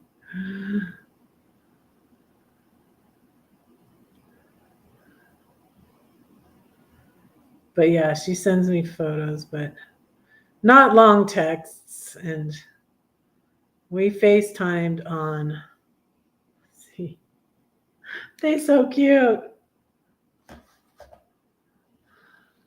Oh, I hope I don't get in trouble for that. I might get a copyright thing. Thanks, Gracie. Oh, thank you so much. Thank you so much. I know that prayer works. I know that it does. That's why I always pray on here.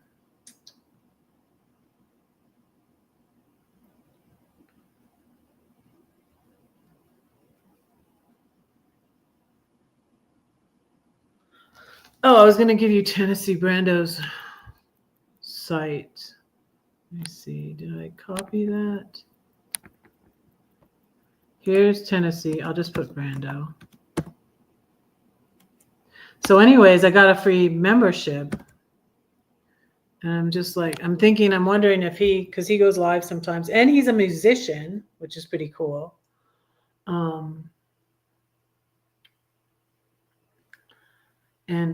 Yeah, Kevin Bacon is a musician. Did you know that? I didn't know that, but he's playing the guitar on his, and I just like followed his, I'm like, oh yeah, she's with Kevin Bacon. And I just followed his Instagram too.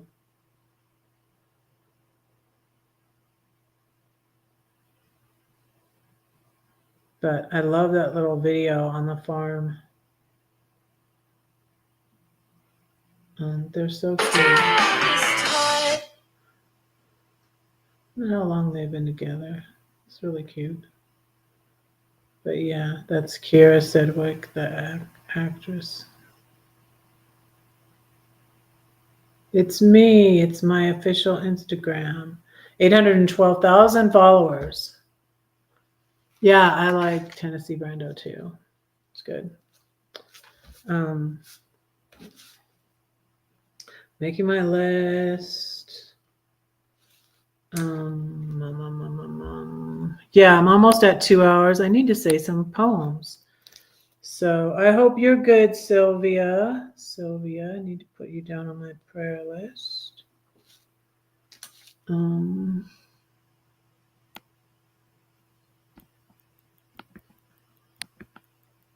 Thank you all for being here. Appreciate you. It's kind of late on the East Coast. I think Jim might have gone to bed. Are you still here, Jim? We're going to pray for you anyways.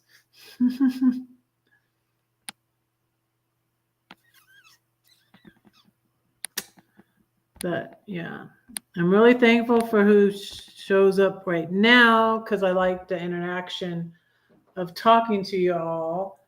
And but I get a lot more watches on the replay. So thank you all that are watching the replay. Appreciate it. Got 4 here right now. Thank you all for being here. And I am going to say a poem. And my poem, I'm going to say this one at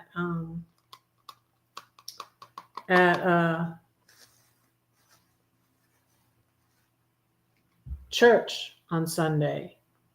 And it's called The Storm. You say that no one cares for you? Well, that's not true because I do, and God does too. Oh, that I could fix your problem. I'd mend you up. You'd no longer be stuck in that addiction or depression, the trials that come in rapid succession. But what can I do? I cannot fix you. I can't make you believe or even relieve that deep ache in your heart. Just where do I start? Don't do nothing, she yelled at me. So what should I do? Scream and shout and run about? Perhaps sit and pout? No, I'll fight a war upon my knees. In quietness and confidence shall be my strength. He keeps my prayers and my tears. Perhaps the overflow makes the rain to water all the pain upon the earth. I'll thank him for this thorn.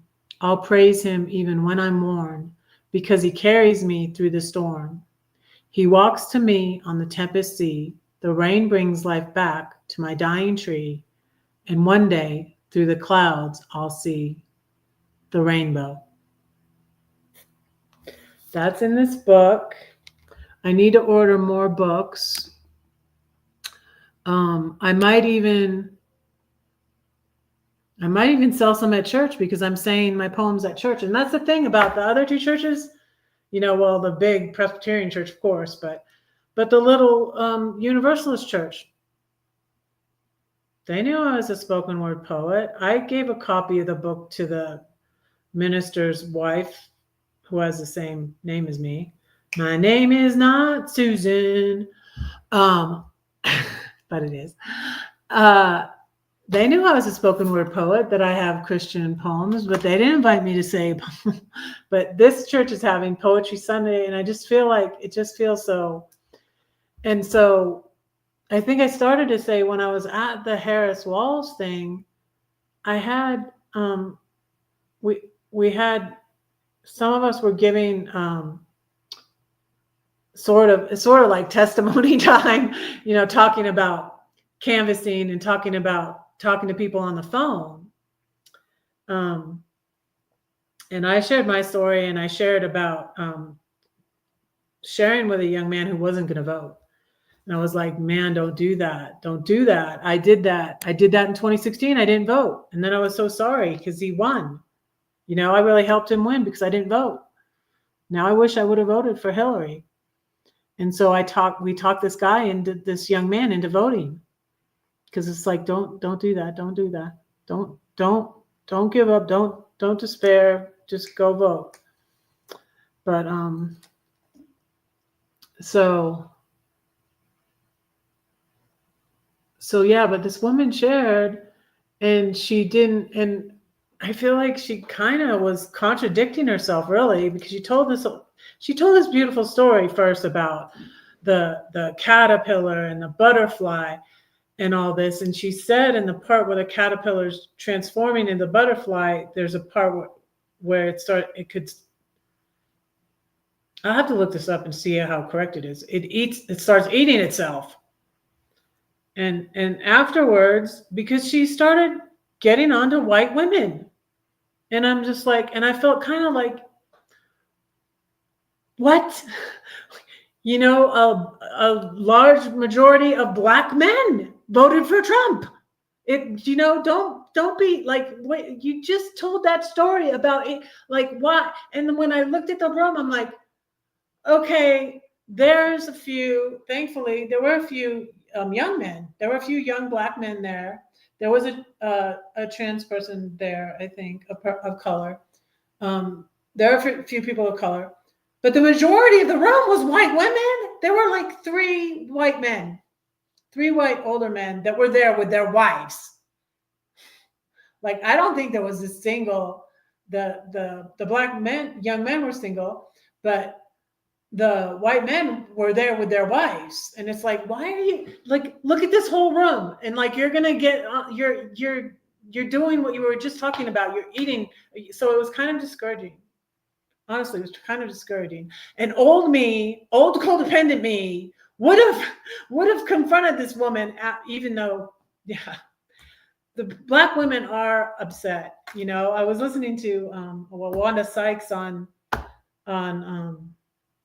Jimmy Kimmel just a couple hours ago, and she's like, just leave black women alone right now. They're mad. They're angry. And that's what came out with this woman. But, it's okay. And in the past, though, I would have went, I would be like, like, I'm not in a freaking little bubble. Like I said, my son's best friend, like I had all sorts of friends. And it's like, everybody is not the same. Quit saying all the white women voted for, all the white men, like Vic, the guys whose channel I just shared. He's an old white man. He voted for Kamala. We're not all the same. Everybody's not all the same. And I said this once on a live, I think, and I'm going to say it again. All MAGAs are not the same. I did say, like, oh, those mean, nasty MAGAs might be narcissists, but all of them are not. All of them are not mean. All of them are not the same.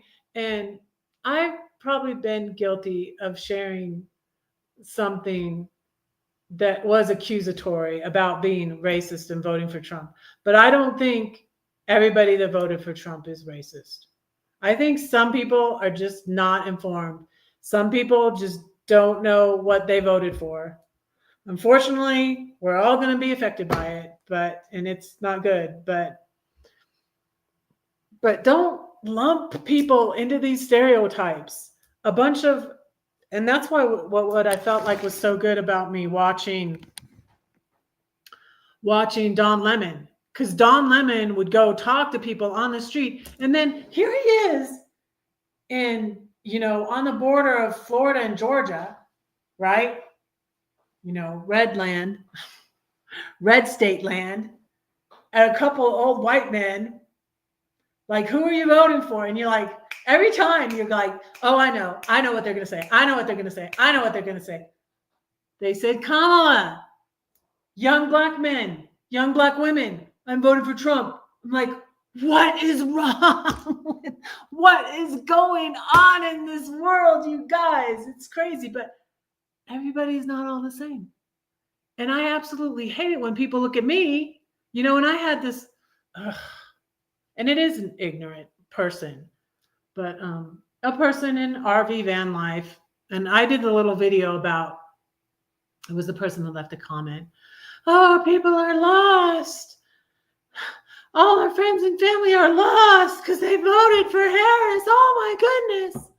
I'm like, where is that in your Bible, dear? But this woman that I met, and it ended up, I knew her from a long time ago when I was in Georgia, kind of helped me out.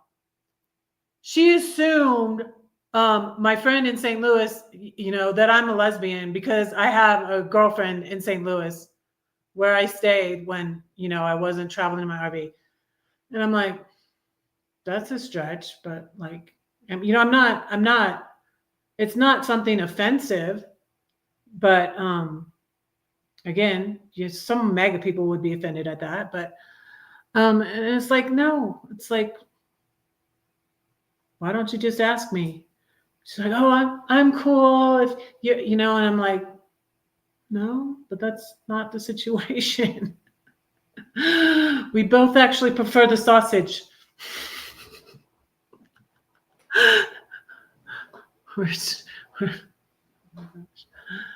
But anyways, everybody's not all the same. And this was like,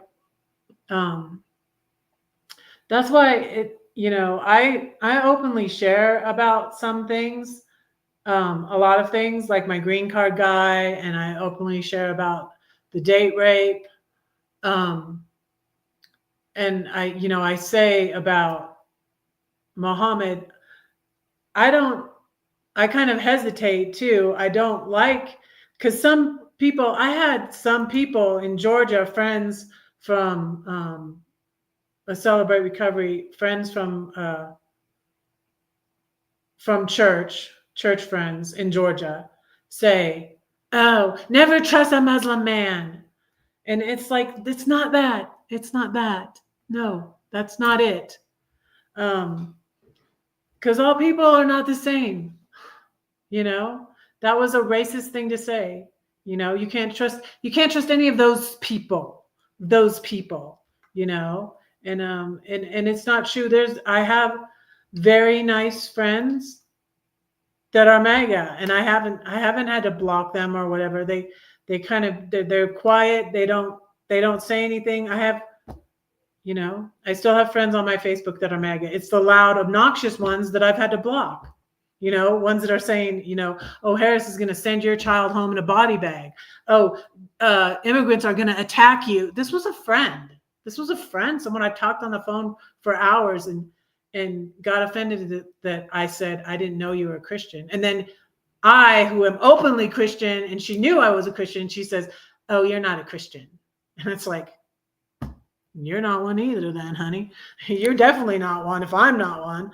And it's like, those are the people I've had to block. But there are ones that are, everybody's different. Every single white person is not the same.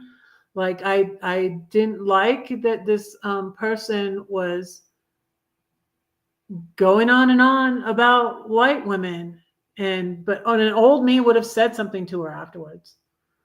But new me is let it go. Let it go. Let it go. I'm not going to change her. Just pray for her.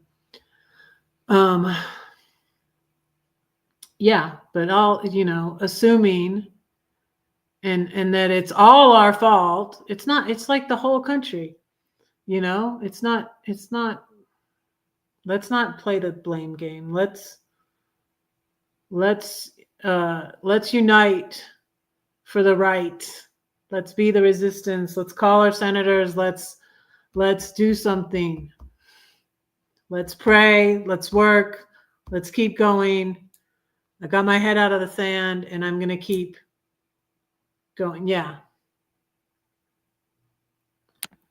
Let it go. Yeah, I just let it go. Old codependent me would have said something, gave her a whole speech,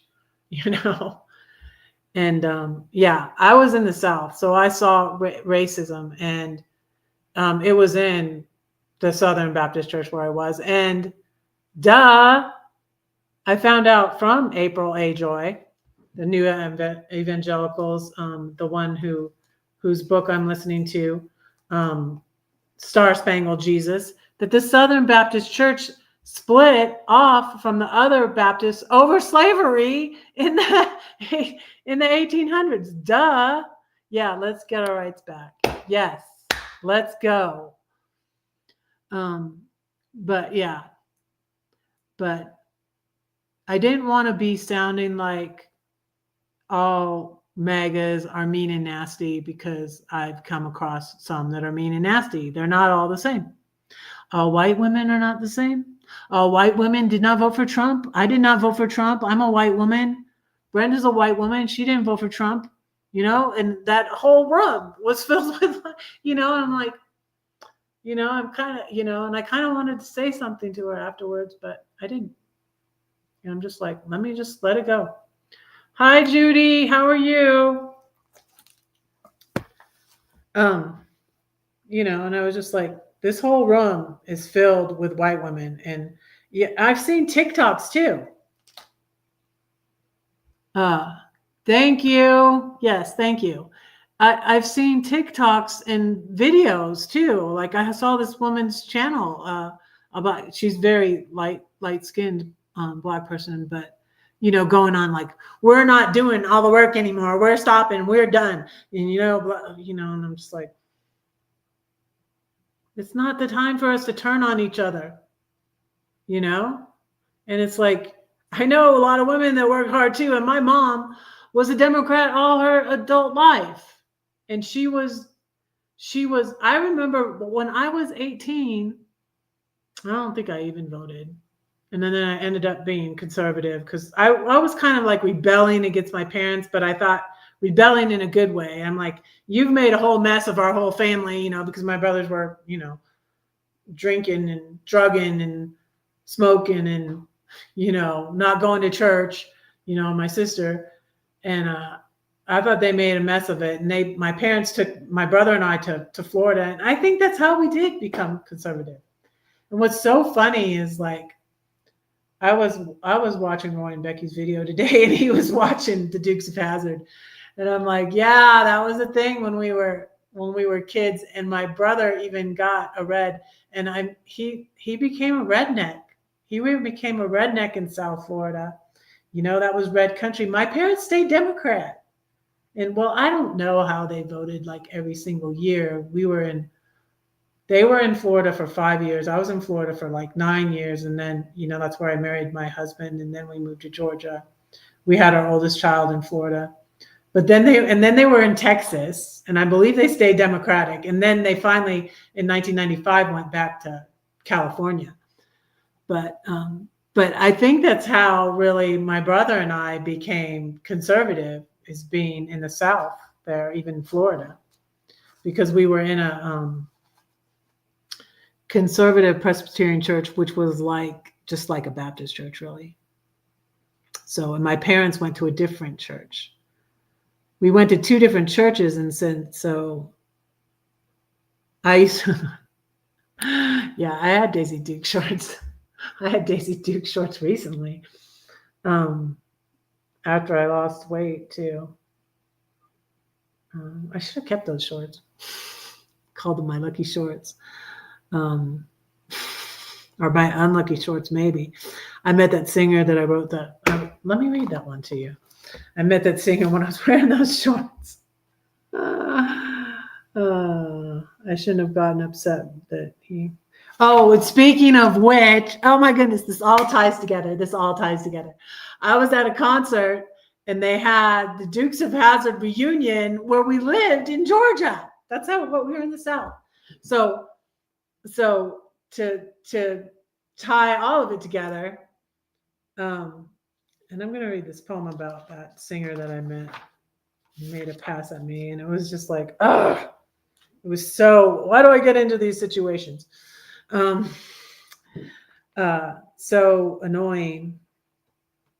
Temptation right after I separated from my husband. But I didn't do anything. I was a good girl. So my brother got a red, not a cool kind of, not a cool Mustang like he has now, but I don't know what year it was, but they looked like a Sunbird. Like my dad got me a Sunbird when we moved to Texas to try to bribe me. And he's like, you can't take it though if you go back to Florida. But I could have kept the car. So I went under the control and manipulation of one covert narcissist to the other. I call it like jumping out of the frying pan into the fire. Let me get away from my narcissistic, controlling, manipulative dad and just jump right into this relationship with this other narcissist. So anyways, but my brother had a Mustang that was not the cool kind. It looked like a Sunbird. But the horn played that. Yeah. My brother was a redneck. And that's how he, he's a cop. He moved back to California. Yeah. That was it. It was in the 80s. Yeah, that was it. He worked very hard. He became a workaholic, and he tried to, I feel like it's my oldest son's problem too. He's trying to earn the approval of everybody, my dad or everybody. He's a workaholic, my brother, and he was right near retirement, and his wife's dying of cancer. And it's like, you should take some time off and spend time with her. And then she passed a few days after January 6th too. And I was in their house, and I was taking care of her, and I was not watching. I was I started voting Democratic, but I still had my head in the sand and I wasn't paying attention to what was going on, really. And especially not like I couldn't discuss it with him or anything. I talked a little bit with my sister-in-law before she passed, but she was staying on his side. She was a white MAGA woman, but not me. Not me. Never voted for him, thank God. Yeah, I don't really. It was when I got separated and before I gained back some weight and then I lost it. And I still would like to get to that weight that I was in 2014 when I separated from my ex. That would be good. I'm tall, so I need to get, I was around 185 then, which isn't too bad for my height. I'd really like to get to like 175 again, which would be good because my A1C is high. I'm going to try. And I had fish and I had salad, so that's good. And I'm done eating for the evening. I'm going to try to lose weight over the holidays, which is always a bad time. I gained 7 pounds last Christmas and I haven't been, I'm going up and down, up and down, up and down, and up and down. And I haven't been able to get that 7 pounds off that I gained last Christmas at my daughter's. And then my A1C is high again. And so I need to get it down. So I have to stop with the carbs and the sugar. And my doctor now recommended I have to call my insurance too. I'm concerned about losing my insurance. You just, half the country screwed us, everybody, you know. And then I know, and also I know someone that's on my channel that is a Black woman who voted for Trump, and I'm like, it's annoying, but I wanted to, like, that's why I kind of wanted, you know, and it's like, I'm not going to get into this with this woman. Not time to get into it with them. So that's what Wanda Sykes said on Jimmy Kimmel's, like, just leave Black women alone for a while. Just give them time. Give them a minute. They're angry. So that's what I did, and I didn't talk to this woman, but I just want to know. I know all sorts of people, and that's what it was like on Don Lemon's channel. And sometimes it was encouraging when he was talking to the old white men in Georgia. And sometimes it was not, it was discouraging when he's talking to young Black women and young Black men. And that's what this is. There's a young Black woman that's on my channel and she voted for Trump. And I'm just like, what in the world? And it's just like, and I don't want to do like them. Like, I unmoderated someone for doing the name calling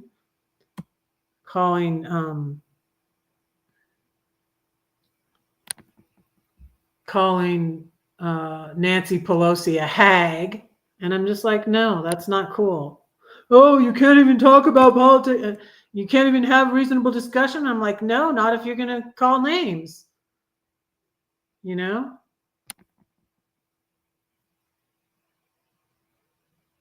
All my friends are on Ozempic.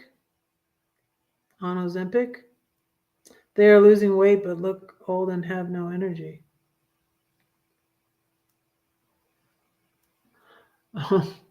Oh, I'm sorry. That's too bad. Yeah, I have a mega friend on Facebook. She came to my live on my face when I was going live on Facebook at the same time as going live here. And she's on that. I don't know how it's done for her, but so this is Don Lemon on Instagram. I'm going to say another poem and then pray for y'all and let you go, because I need to see if I can call my son if he wants to talk tomorrow.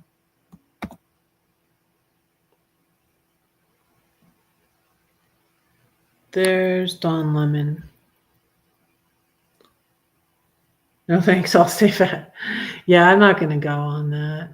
Yeah. Although I heard I think I heard it was good for diabetes. But my blood sugar is always good. Well, but my A1C, which is I guess a better telling. I think when I do my little monitor, and it was from my sister-in-law because she was also diabetic. And I remember having to like adjust. Hey, Elsa, how are you?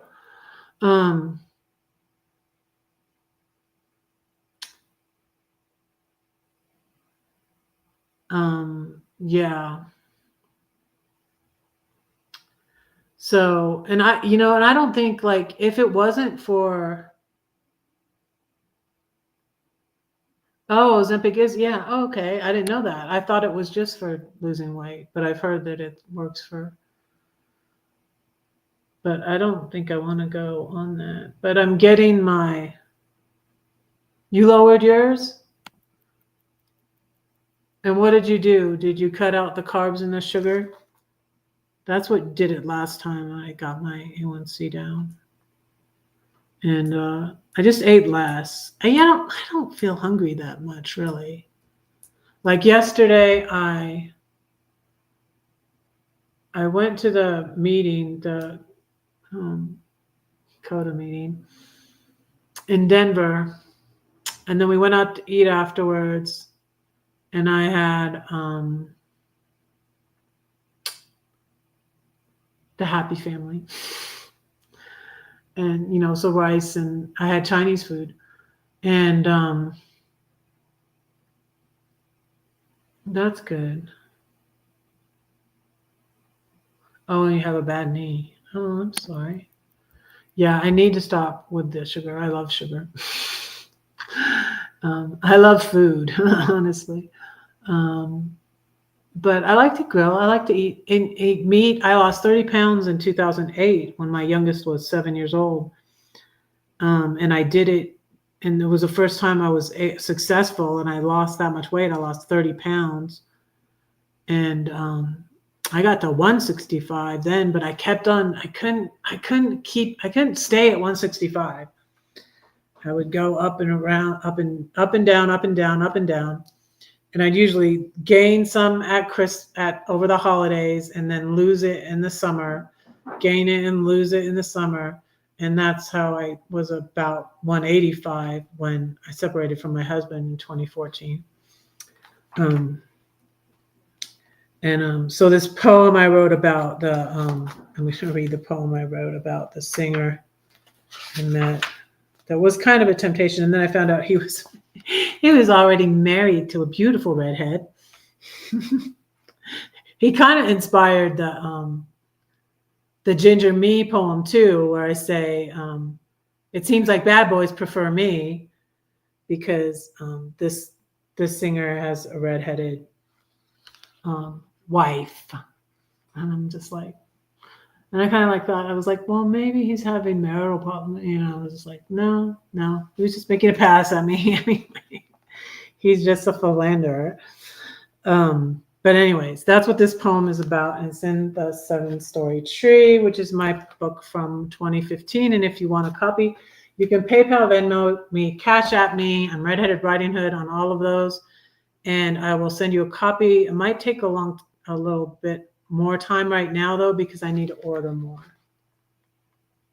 But I'll send you a signed copy if you PayPal, Venmo, Cash App me, whatever you can afford.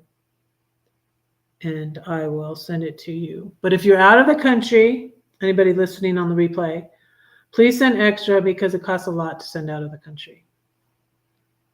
I eat only to fuel. Yeah, see, that's what I feel like. That's what I need to do. That's how I lost 30 pounds very slowly. I pretty much ate what I wanted, but I ate a little bit. I only eat to fuel my body, never to get full. Sugar is bad. I love chocolate. I just eat what people would describe as very little. Yeah.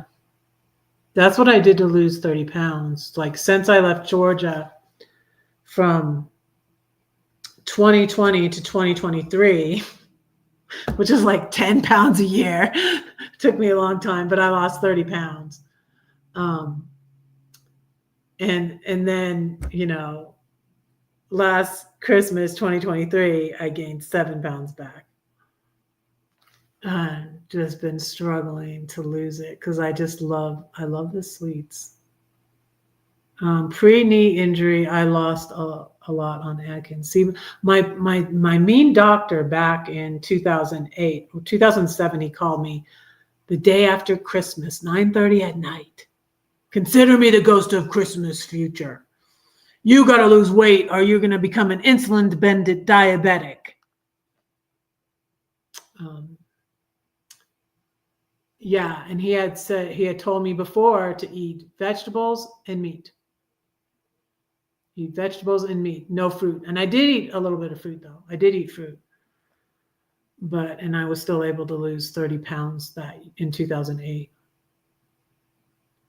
So it just took me to get serious. And it took the mean doctor. I responded well to the mean doctor. He went out of business too. He decided to quit. He was just so mean. And I don't think he enjoyed his job. I just wonder if he just retired or what. But he was just like, he was so mean. He was like, there's no excuse for overweight. And he was so like, I met this lady that had gone to him and she's like, oh, he's awful. She like blacklisted him and like, I don't know, talked bad about him. Maybe that was why he went out of business. I don't know. But she was so offended because she was overweight and he just laid into her and it was so mean. He was so mean. No bedside manner at all whatsoever. So no excuse for overweight.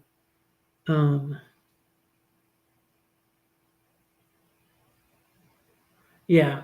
And so then the divorce, the depression, the parental alienation, and then COVID did me in. I gained 15.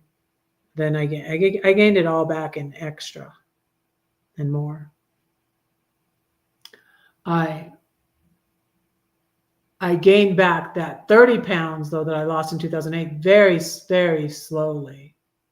Very, very, very slowly. I refused to pay people to abuse me. Yeah, exactly. He went out of business, thankfully. I was so used to that though. I mean, with my dad and like you guys, I'm convinced this is why, it was no big deal for my daughters, my youngest two, to go into the military because their dad was so mean to them anyways. I can remember my daughters like crying, what he would be like, why do you make your twos like that? You're being sloppy, you're being lazy. And he was like a freaking drill sergeant. That's no wonder they both went into the military. Well, my youngest copies my middle daughter. My youngest daughter copies my middle daughter. So that's why she also got married too, but then she got divorced. So she does whatever, but hopefully she's grown out of that because, she said she didn't want to have a baby until she was like 28. So I got some more years. But yeah, that's why their dad was like, oh, Ivan's here. Hi, Ivan. I was just going to be done because I have to go call my son. But yeah, I was going to read this poem about the singer I met. This was right when I had just separated. It was like March and I had separated and we were still living in the house together though. And I still had my ring on. That's why I say it in the poem. I had a ring on my finger. He didn't care. He was looking at my Daisy Dukes. And my fault. It was hot. I had long pants on because in Georgia around March it's starting to get warm, and sometimes just like in Colorado it can be like warm. Like we went out canvassing in Aurora, and it was so hot in October, and then now there's snow. Now there's a bunch of snow. So, but yeah, I was used to that abuse and didn't even call it abuse back then. You know what I mean? I was just like, I need it. And even like, then I started going to this doctor. Oh, she was a trip. She was really pretty too. Young doc, a little bit younger than me, but she was gorgeous. This doctor, he sends me to this sweet doctor.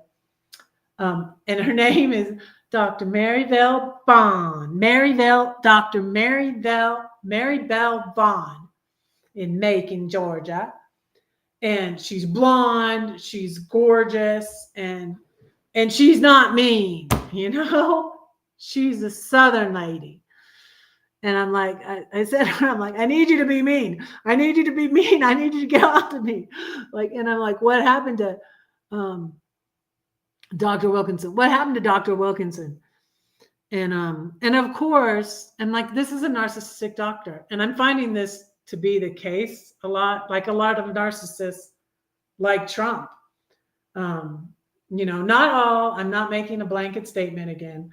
I'm not being stereotypical, but my ex liked this doctor, and he had a thing that he was he was a good doctor. I mean, you could say he was a good doctor. You ever watch Dr. House? That's what he was like. He was like Dr. House. He kind of looked like Dr. House too. My mom loved that show.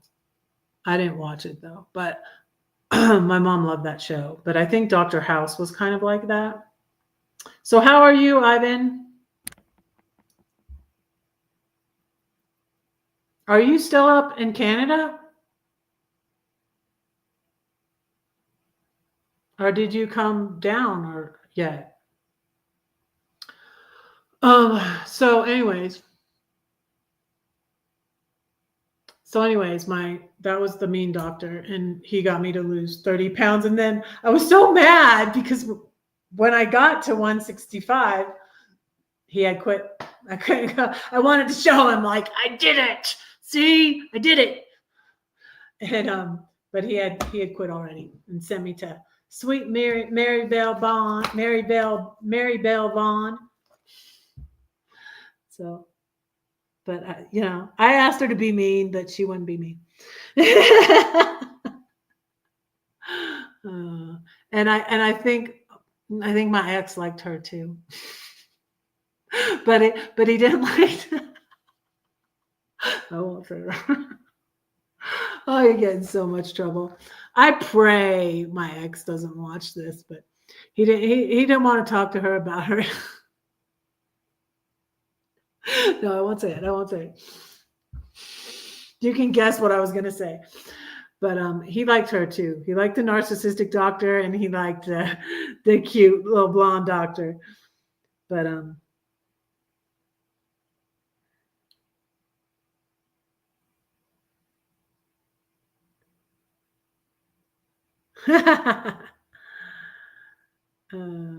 you arrived October 31st. Oh, good.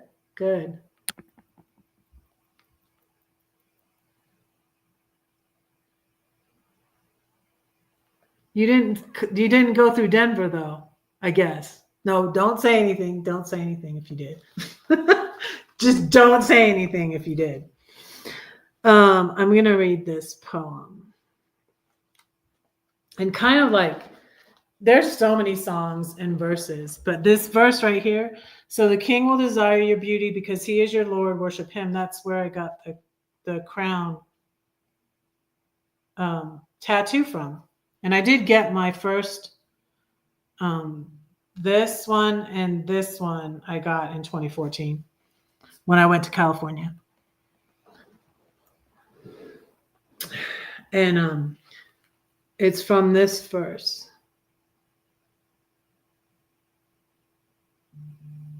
Yeah, I don't want to be a bitter old lady. Okay, he said, yeah, sure. My son just answered my text back. That's how it goes, you know. I text them 2 hours, 2 days later. Oh, hi, Mom. Better late than never. That's the motto in my family. Better late than never. So this verse is for my crown poem. This poem's called King and Crown. So the king will greatly desire your beauty because he is your Lord. Worship him. Psalm 45:11. Yeah, that does sound fun. That does sound fun. Okay. King and Crown. Poet, rocker, movie star, I know exactly who you are. I Google you and a million pics pop up. After 10 minutes, do you think you know me? I am much more than what you see. What is it that you seek? For I am not your average Jesus freak. I put a lot of references in here to his songs. He was in one band, and now this time when I met him, he was in a different band, a different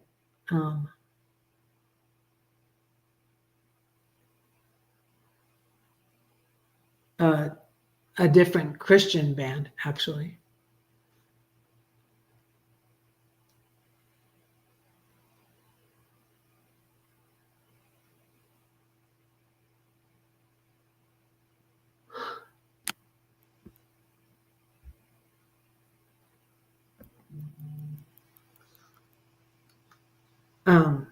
So, poet, rocker, movie star, I know exactly who you are.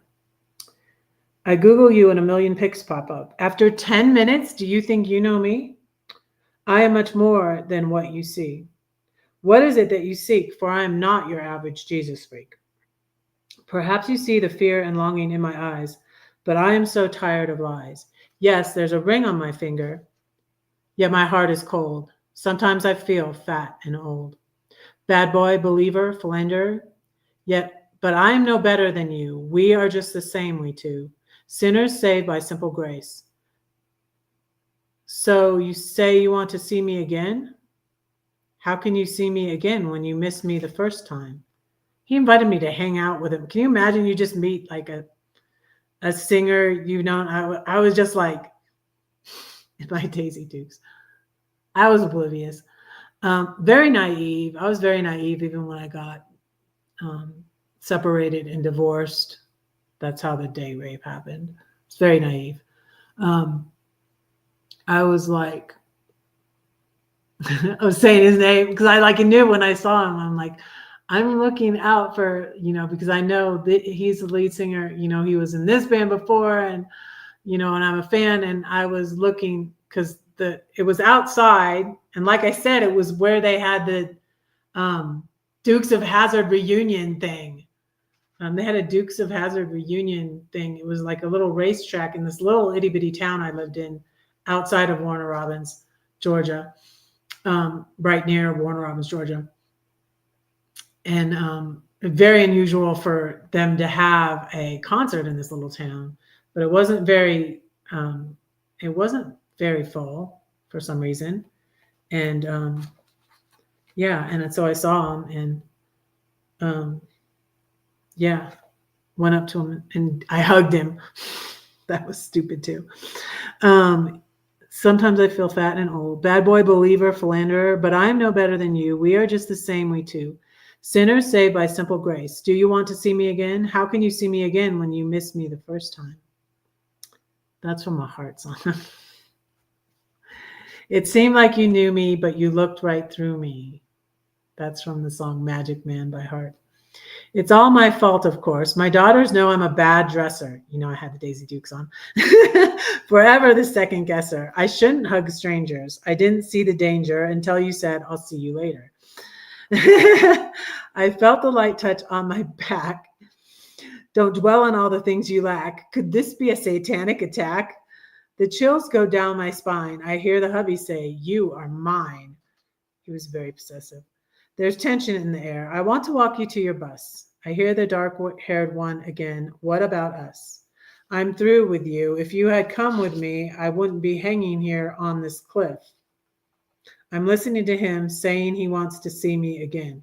I was kind of like in a sort of limbo land. Like, am I going to get a divorce? Am I not? We're separated. What am I going to do? You know? So like he could have came with me. I probably invited him. If you had come, I wouldn't be hanging here off this cliff. I had a blog post about cliff hanging. And I also had a King of Hearts blog post, which was about Jesus being the king of my heart.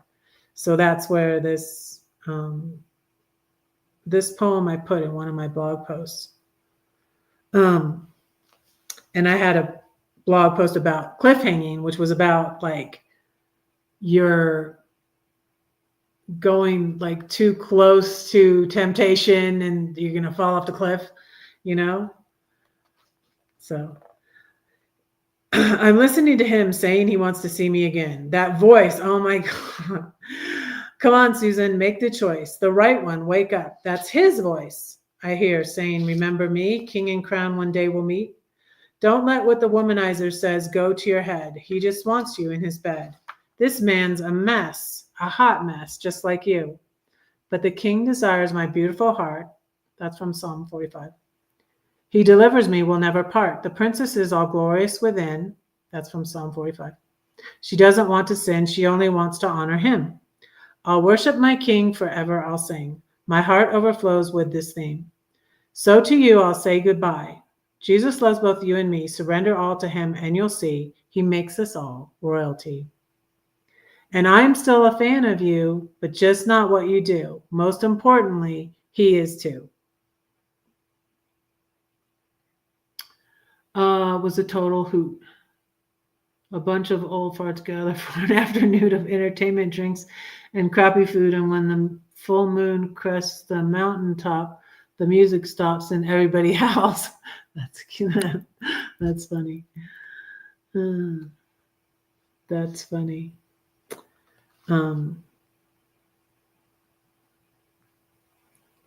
All righty, y'all. So, yeah, thank you all for being here.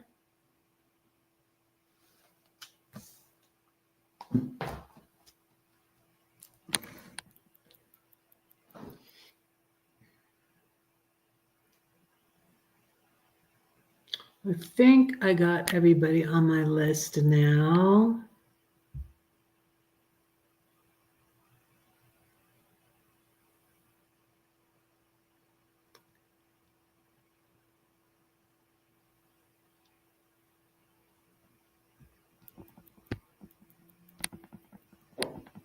Let me see if I have everybody. I think so. Judy Benda. Oh, Elsa. Elsa popped in. Elsa, are you still here?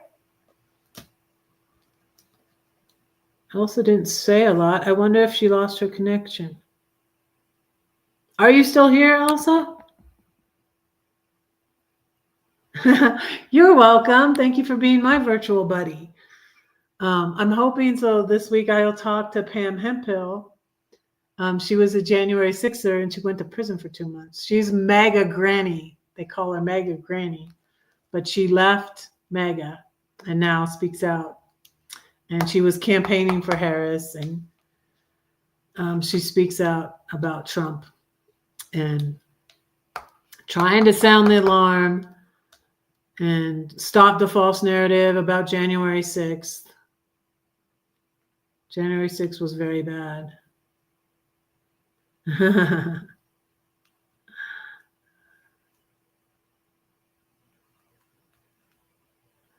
Oh, thanks. Thank you. Yeah, that's what a lot of them. And I'm like, you guys pray for me. I need to write a poem. Like Tennessee Brando wrote a song, cheaper eggs. You forfeited it all for cheaper eggs. Like, thanks, America. And cheaper gas. She's still here.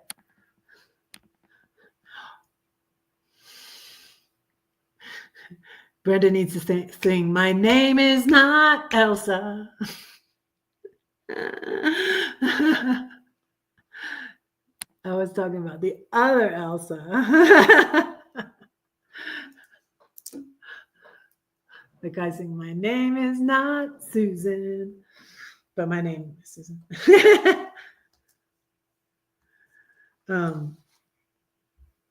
All right, let me pray for y'all.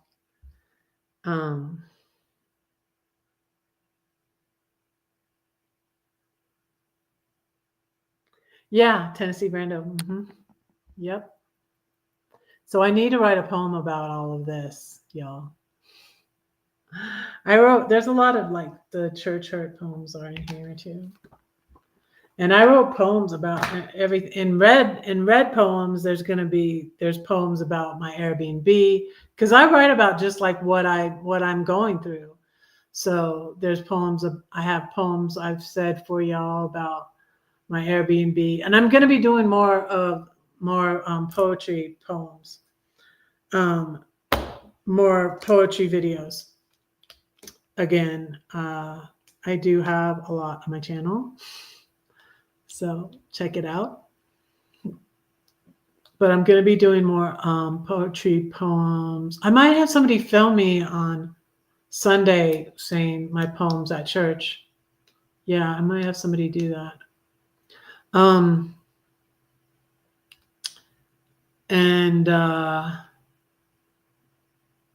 Yeah, so I have poems about the date rape. I have poems about Mohammed, the green card guy, and poems about my Airbnb and all of those story poems. And so that's what that one is, a story poem about something that actually happened to me. So, yeah. So I need to find a publisher. I need to keep writing poems. That sort of tapered off too when I was away from God. So, but I'm going to pray for y'all. Dear Lord, thank you for these friends and followers. I pray that you bless them, Lord. Please be with Jim. Thank you that he had a good weekend at the spiritual retreat. And I pray you bless him and be with him and his family and his friends. I pray that you bless Gracie. Thank you for her healing. Please help her with her channel and her documentary. And thank you for her and for her prayers for me. And help me to remember to continue to pray for her. Bless her family and her grandchildren. Please bless Carolyn. I pray you watch over her and keep her safe as she travels. And thank you, Sylvia. Please be with Carolyn and bless her and her family and watch over her as she travels in her van. And pray that if it's your will that she'll be able to go to the RTR. Please bless Sylvia and her and her family, and thank you for her, and thank you for her prayers for me. Please be with Judy and bless her and her family, and thank you for her. Thank you for her being my virtual buddy. Please bless Ivan. Thank you for giving us a safe trip down here, and I pray you be with him and keep him safe and bless him and his family and watch over his property or land up north while he's away. I pray you bless Elsa and her family and bless her kids and her fur babies and be with her. Thank you for always bringing us through our trials and storms, Lord. And I pray that you would help us through this, Lord. I pray that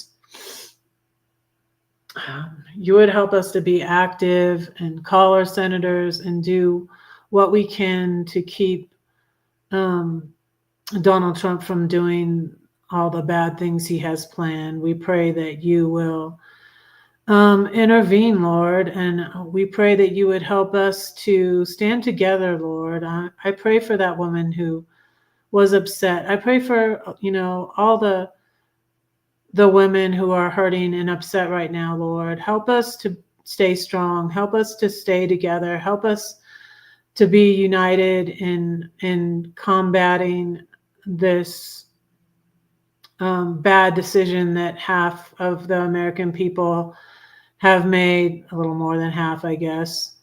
And please help this country, Lord. And I pray that you would please help Ukraine, Lord. I pray. I'm concerned for Ukraine, Lord, and for the Middle East. I'm heartbroken for the countries at war, Lord. I pray that Congress would shoot down some of these horrible decisions that Trump is making about his cabinet, Lord. I pray that there would somehow be some sort of checks and balances and something that will hold back his chaos he's wanting to wreak on this country, Lord.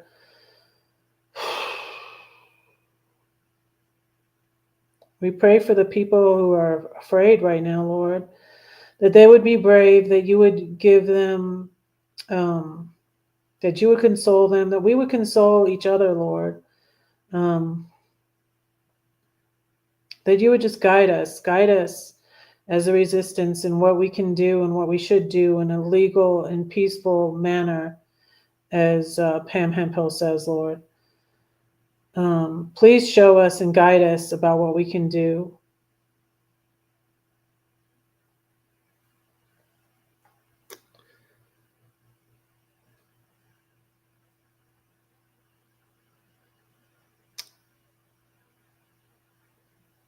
Thank you for the church I found, Lord. Thank you for the money I received from my parents, Lord. I'm so thankful. Thank you for my apartment. Thank you for my car. Thank you for guiding me, Lord. Thank you that I started speaking out on my channel, Lord. Thank you that for the canvassing and the work I did. I'm glad of it. I'm glad of being able to speak out on my channel. Thank you for my channel. Just continue to guide us and lead us, Lord, and thank you for doing so. I pray all these things in Jesus' name. Amen.